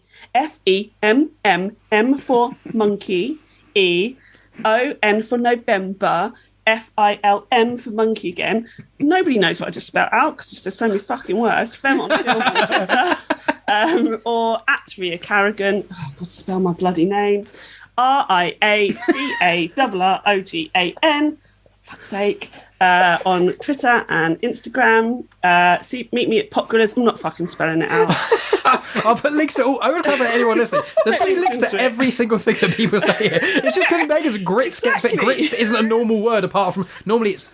Not with my 2 T's. bloody surname. Yeah, but grits. No, your surname is Gritty. The thing is... That's the thing, is whenever people say the word gritty, and Dan, you've said it a couple of times, every time you say it, I'm like, yes. But also grits the word, if someone has just gritted the road, if a truck is gritting a road, it grits the road, so that's GRITS. So if you say grits gets fit, people would think it only has 1 T. That's why I always make Megan spell it. I'm not that anal about these things. Megan's face. Spelling is fun. Grits in America is a form of food, Yeah, so, I was about to say that. Yeah. She was pointing at the camera for some reason. No, I was pointing at Dan because I was saying I was about to say that. Yeah, I saw it. I can point. Shut up, Mike. I had to say to people listening why we all just burst out laughing over nothing. That's why I have to try and host this. Well, everyone, this has been recorded, so if you want to see it, go give Mike some views on YouTube. Yes. Well, that's Like and subscribe. And subscribe. Is that all of the plugging, Ria, before I have no idea, yeah. Okay, Fem on Film, Pop Gorillas, Indie Comic Spotlight, lots of things going on. Comics in Motion, I'm all that everywhere, good stuff. Comics in Motion, the most Genuine wonderful Chit-Chat. place ever. Join us there. We have a great time. Yes. And we're going to be doing more of these sort of the Disney discussions, that sort of vague. We should do some Disney Pixar films. I want to do Coco. Yes. Coco's a great film. I'm claiming Coco. Underrated. Yeah, it is. I have seen it approximately 10,000 times because I teach it at school. Okay. Coco's in the next category because I'm very interested in this. Cool. Well, we're going to do... There's a few ideas I've got throwing around, like live action compared to sort of originals, as well as like some of the direct-to-DVD sequels, because we looked on Disney Plus and I was like, there's like 3 Lion Kings, there's Cinderella there's sequels. 3 Pocahontases as well. Yeah, and it's like Pocahontas, I think it is actually. So there are so many of them, of all these, like, I think Fox and the Hound has got a sequel as well, Lady and the Tramp. I mean, so almost every Disney film has got some sort of sequel, and we're going to choose all the ones that Dan said he hated the most and couldn't get through, and we're going to make him watch them again. And then after he's done it, we're going to tell him we're not even doing the podcast anymore. So he just watched them all, and none of us have to. I can't believe you do that to me. Many things, sir. But no, So that's the plan for the future. We're going to talk on Discord, minus Megan, about what the future of the Disney discussion That's is. not a diss to Megan, by the way. She will be included in the chat. Yeah. I just don't want to be in Discord. I'm not the fan. You can read it. You can repeat it, Mike. It's fine. I know. And I say to Mike, send this. She does. Like when I quote things, like when I put things in quote marks, like it is my literally what picture Megan's saying. of me wearing the towel with the towel, bell. and me pretending to be the woman That's from. amazing. Yeah, I'm a participator. I just don't like a group chat. Second hand. Yeah, she gets to have all the glory. But I'm a passive notifications. Discorder. You suggested a weird sex scene for my upcoming podcast. Yes, I did. Oh, which one? Is that a spoiler for Dan's upcoming podcast? Well, it's not going to be in my 5, but it will be in the honourable mentions. Don't worry. I can't remember what one I said. Well, we can talk about. We can tell Ria after. We do need to wrap this up. Yes, you are right. Sorry. Try it, guys. I'm sorry. Sorry, It just sounds so funny. Sorry. But yeah, you can obviously you're listening to my show already, Genuine Chit-Chat. You can, if you go over to YouTube, please subscribe so I can get my subscriber numbers over 100. I know barely any of you listen on YouTube because that's how you're probably listening to it right now. Is you're listening to it audio wise, but please subscribe on YouTube and stuff. It's got all my Star Wars comics and canon videos in playlists, all connected to Darth Vader and High Republic and book reviews, all that sort of jazz, as well as all my Genuine Chit-Chat conversations are in playlists of genre as well. And yeah, find me on social media at Genuine Chit-Chat, and I'm sure I'll probably do some sort of rambling nonsense at the end of this part 1 and part 2 anyway, of all the places you can find me. So check out links in the description. Thank you so much for all 3 of you coming on the show. Watching Disney films it's always a good excuse to watch loads of Disney films. It wasn't a chore at all. We were like, let's watch one, and then 4 nights in a row almost. So we'll definitely do some more in the future on the variety of shows we have. So thank you so much, guys. I appreciate you all listening and you all being a part of this. And we'll have another Disney discussion very soon. Try to press stop record.